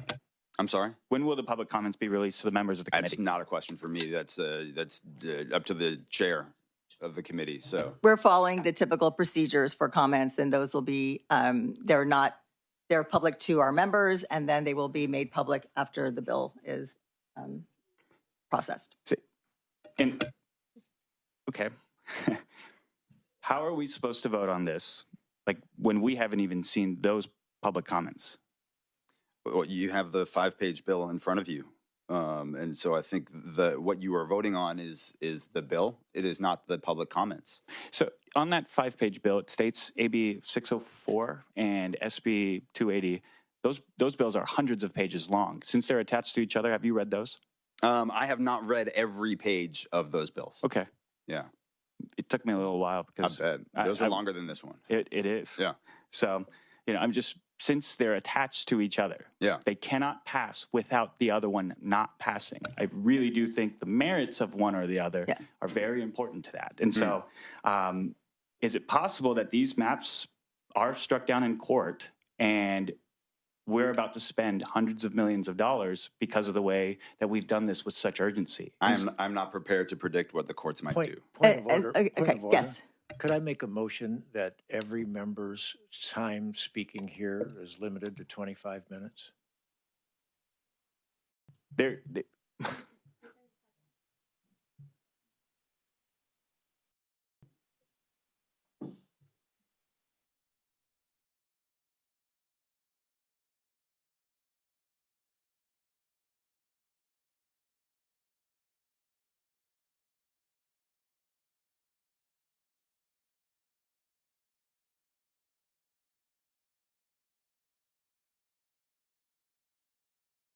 I'm trying to provide opportunity for people to speak to the measures and ask the questions that they have.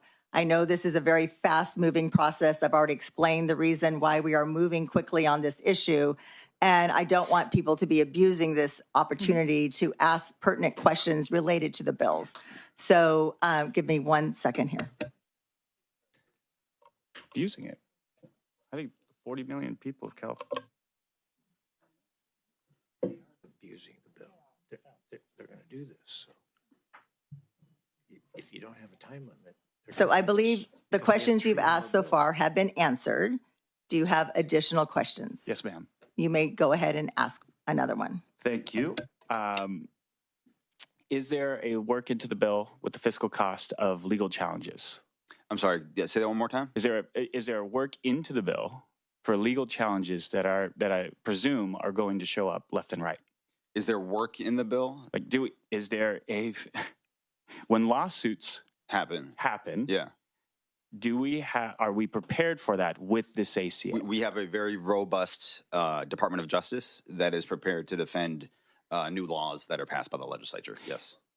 The way that the districts are drawn, it's really worries me that it makes it possible for us to not just spend the $300 million to get this onto the ballot, but then to open up our communities in the state of California into more litigation. So when the lawsuits happen and at the local county level as well, because they're split up, who's going to pay for that? Well, actually, a big distinction between these maps that were drawn in California and the maps that are currently being passed by the state of Texas, for example, are California's maps strictly abide by the Federal Voting Rights Act, which the Texas maps don't. And so we've actually put ourselves in a very good position to defend the maps that have been drawn because the Voting Rights Act and the principles of the Voting Rights Act were taken into very high consideration when those maps were drawn. Well, that's interesting. The statement that you made is that Texas did not follow that. Correct. Okay. It's bad. So does that mean that Texas has to redraw? It depends on what the courts do. I'm not a judge. Okay. Again, can we bring the conversation back to the merits of ACA 8? This bill is written specifically triggering if Texas redistricts. Right. So it's in the bill. The name Texas. Oh, so is the question if Texas's maps are thrown out, which would this move forward? Is well, that maybe the question? I can ask your. I'll go ahead and ask. Legal counsel, anyway. But so the question is, if, just so I understand the question, if Texas's maps are determined to be unconstitutional by the courts, then would that actually trigger for the ACA? I think that's the question. Well, it actually states if they get a court order, it doesn't trigger it. Well, so that was put in there, I believe, in regards to some other states, maybe Ohio, is it? Yeah. That Florida, Florida has some different situations. For Texas, that's the legislature. There's no court, and I know you alluded earlier to the Federal Department of Justice. They're not a court, even though I know Trump wants them to be. And so that is not actually, when the DOJ sends a letter to Texas, that's not a court order.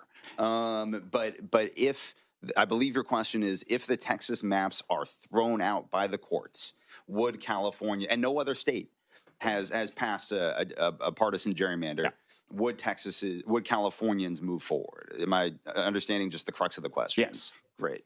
Do you have thoughts on that? So the way as you point out, the way that the trigger works in the measure is that it's only triggered if, or it would not be triggered if another state, including Texas, is forced to redistrict, is required to redistrict by a federal court order. So that's correct. So Texas decided to stop, and then they got a court order. We would put this on the ballot, spend $300 million, and then we couldn't even redistrict because of that work-in, right? Assemblymember, I agree with you that I wish Texas wasn't doing this.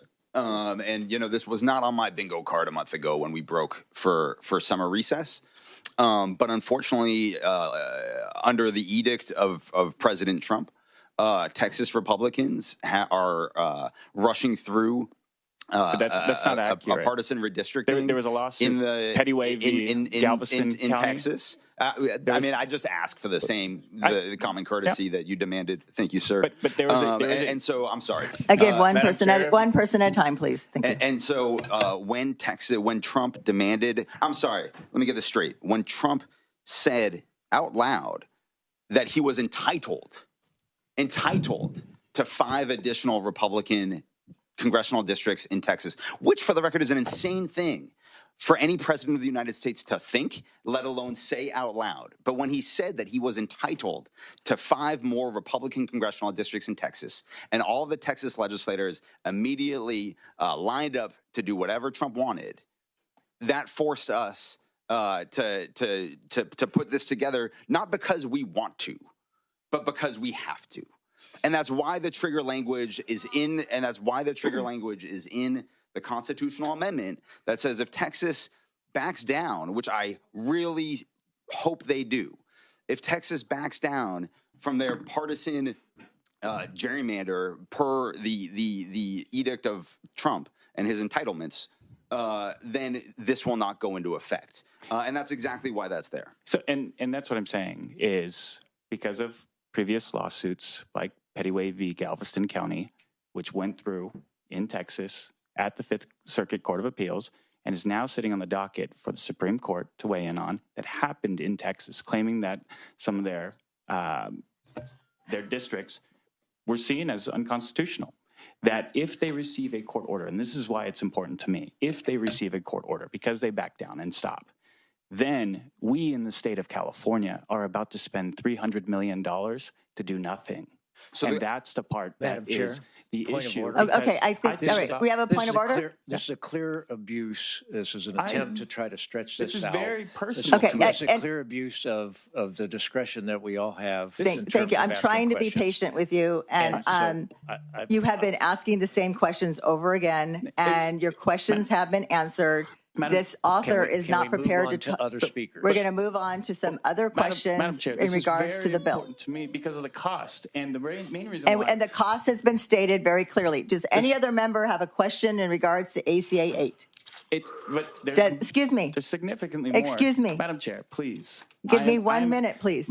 I'm asking this entire break. Mr. Tangipa, my I have sister one was thing put to on say right here. hospice I'm because of asking to see if Medi-Cal any other couldn't member has afford. questions in regards to this bill. My sister was put on hospice because the state of California couldn't afford to pay it anymore because she was on Medi-Cal. Okay, I do not.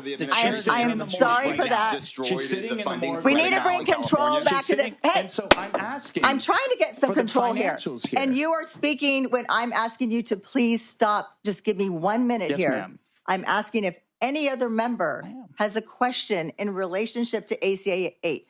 We've been giving you plenty of time to ask questions, and you're asking the same question over again. The questions have been answered. Give me 1 second to see if anyone else has something to say.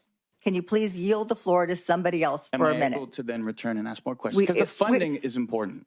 And the funding has been clearly stated. So any other member have a question? But I have another question for the funding for Fresno County. Assemblymember Bennett. Yes, I have two quick points. Yes, every one of these issues is important, funding, et cetera. But the other thing that's important is that we have a responsibility to meet certain timeframes to be able to actually adopt legislation. And so it is appropriate for us to weigh all of these issues, the important issues of the bill, but also the timing issues that we have to operate under. This is not the only bill that this assembly is going to deal with. But I mentioned a number of techniques that autocrats use when they try to grab power. And it is deceit, and it is intimidation. And intimidation comes in lots of different forms. It's militarization of civilian life. But probably one of the most common things being used is literally distraction of the public with all kinds of other issues instead of focusing on the basic fundamental issue. And so we'll talk about how cool was the redistricting that we did before. We all agree it was cool. The question is that, going back to that, is that going to protect us from this power grab by autocrats? And that's what we have to make sure we don't get distracted by the kabuki theater that's going on that says, come up with anything you can to distract people from the fundamental issue here, a power grab by autocrats that can't be fought by the old rules. So we need two things. One, to pay attention to that, and to pay attention to the fact that we have a certain amount of time to get the legislative business done, and it's appropriate for us all to be limited into how much time we get to talk, because none of us, even on the assembly floor, we have a 5-minute rule. Certainly in a committee, we could have some kind of rule that says you don't get an unlimited amount of time. The chair, I strongly request, will assert that. Thank you. Yes, absolutely. And I think we've deliberated on this measure quite a bit. Is there any other member who has a question? Assemblymember Stephanie.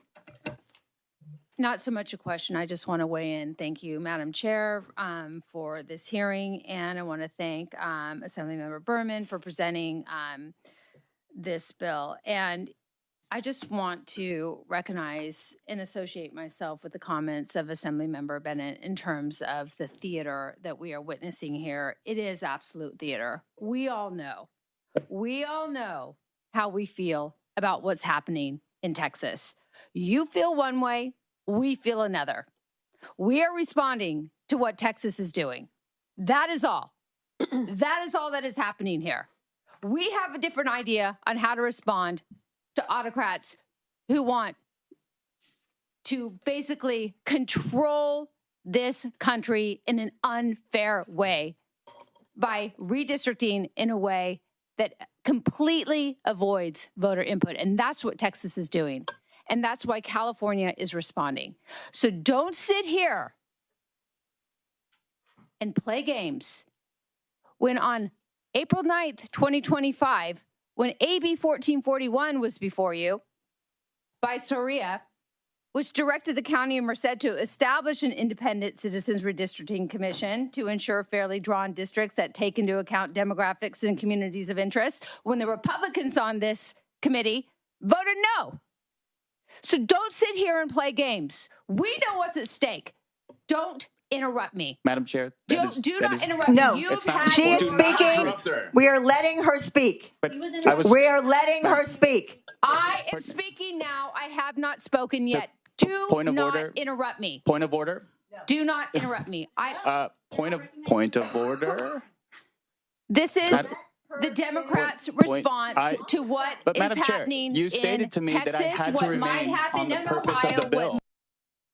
what might happen in Missouri. It's a blatant attempt to control the elections, and this is California's response. We have come up with a way to respond, and this is the bill that we are presenting today. You play stupid games, you get stupid prizes. Point of order. And that's what you are doing. What is your point of order? I was constantly reminded to remain to the pertinence of the bill. What does that bill in Merced have anything to do with this one? And then I was constantly reminded whenever I brought up Texas to remain to the pertinence of the bill. So I would ask the same, please. Thank you. Your point of order was not well taken. Assemblymember Stephanie, do you have any other comments? I support this bill, and I urge anyone that cares about democracy to support it as well. Is that a motion? We moved the bill already. Okay, we have a motion Madam Chair, I have and more a questions. second on the bill. We are trying to wrap up the vote on this bill. If any member who has not spoken yet has a question, please ask your question. Can I use the poster boards that I brought?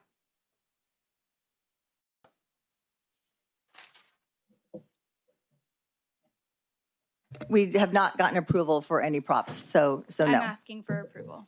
No. Okay. Well, I'll tell you what's on the poster boards. They're great. I'll show you at the press conference after.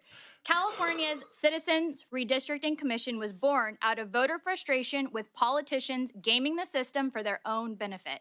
Twice, the people of California voted to take the power of drawing district lines away from the legislature and give it to an independent body that operates with full transparency, open hearings, and strict rules, as we have heard, to prevent partisan gerrymandering. This reform was not handed down by politicians. It was demanded and approved by voters. We are dismissing the will of those voters. Now, Governor Newsom, Democrat party bosses, and Democrat lawmakers want to take the power away from the voters. 3 measures, ACA 8, SB 280, and AB 604, represent a coordinated effort to tear down independent redistricting and hand power back to the very politicians voters explicitly rejected. It is a blatant attempt to gerrymander congressional districts for partisan gain. Even worse, it would force taxpayers to spend hundreds of millions of dollars on a rushed, confusing special election at a time when California is already facing severe budget shortfalls and deep cuts to essential services like education, public safety, and healthcare. I have questions. So ACA 8 cuts directly against the heart of California's democratic reforms. Voters twice went to the ballot box to take redistricting power away. So here are my questions. Voters enshrined independent redistricting in the Constitution to prevent politicians from rigging the system. How does ACA 8 comply with the constitutional ban on favoring or discriminating against a political party? And really quickly, Mr. Berman, who is your client, sir? Let's stick to the question. Well, you said you had attorney-client privilege, so that's pertinent. I'm not here to talk about who my client is. I'm just here to talk about the substance of the bill. Okay, Assemblymember Berman, please answer the question. So going back, so the question was, how does the constitutional amendment amend the Constitution to allow this to happen? So there's a constitutional ban on favoring or discriminating against a political party. And this is a constitutional amendment. What language in this is saying that you are reversing that specifically? Well, the bill notwithstands any other provision of this Constitution. So any criteria that currently exist in the Constitution regarding redistricting are suspended for purposes of this redistricting. I understand, but what specific language, legal language, did you put in there saying that we are now changing, that we can now discriminate against a political party? I think he said that, but I'm going to ask him to repeat it. Yeah. Yeah, again, the language in this provision notwithstands any other provision in the Constitution, including the criteria that you're identifying. So we're throwing the Constitution in the trash and starting all over. Why Your should... question's been answered. We are asking California's voters whether or not they want to adopt this constitutional amendment, notwithstanding what is currently in the Constitution. We are not doing that. This does not go into effect if the legislature passes it.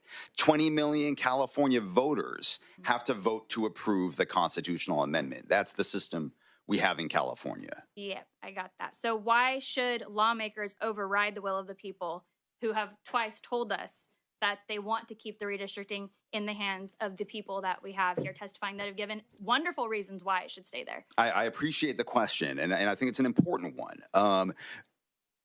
We, once again, are asking the voters whether or not they want to approve this change. So this is not the legislature approving this change. This is the legislature putting on the ballot the opportunity for every California voter in 2025, whether or not this is a change that they approve. And I know it was jokingly mentioned earlier that my colleague and friend, Assemblymember Tangipa, was not able to vote on the original redistricting.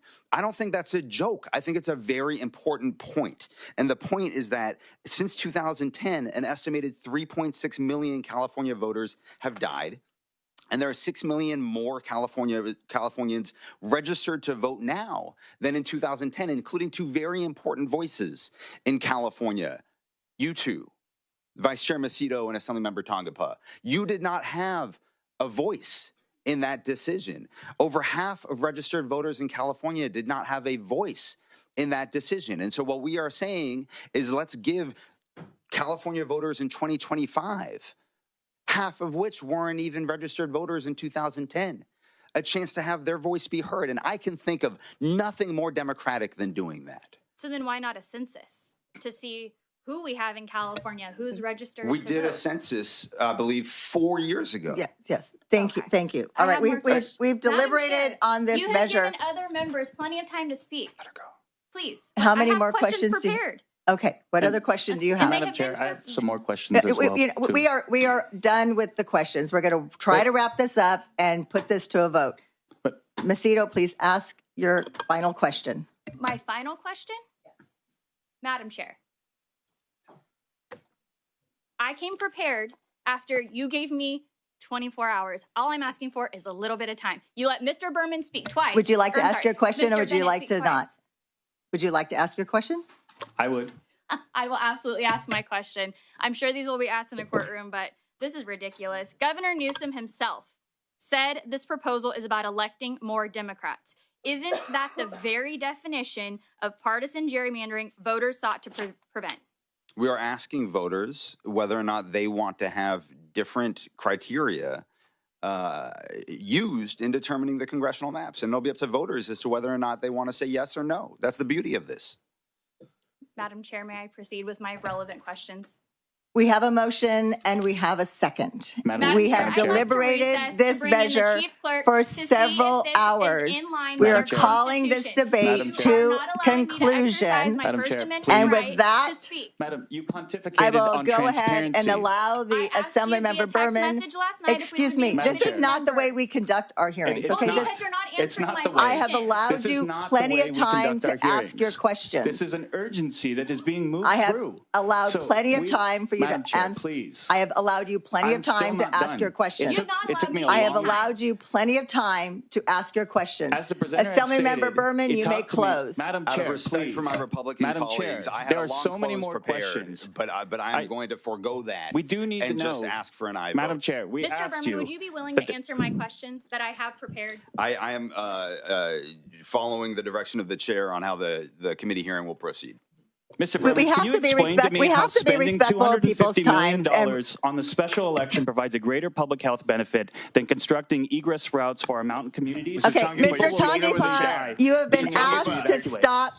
We are done Mr. Berman, can you with the explain to me how questions and the $250 deliberation million of this on this measure. special election is I more make a motion important to than the call the Californians question. recently Mr. made their Tangipa, you are out of priorities order. when they are overwhelmingly past Mr. Prop Tangipa, 36. you are out of order. Mr. Berman, can you explain to me how spending $250 million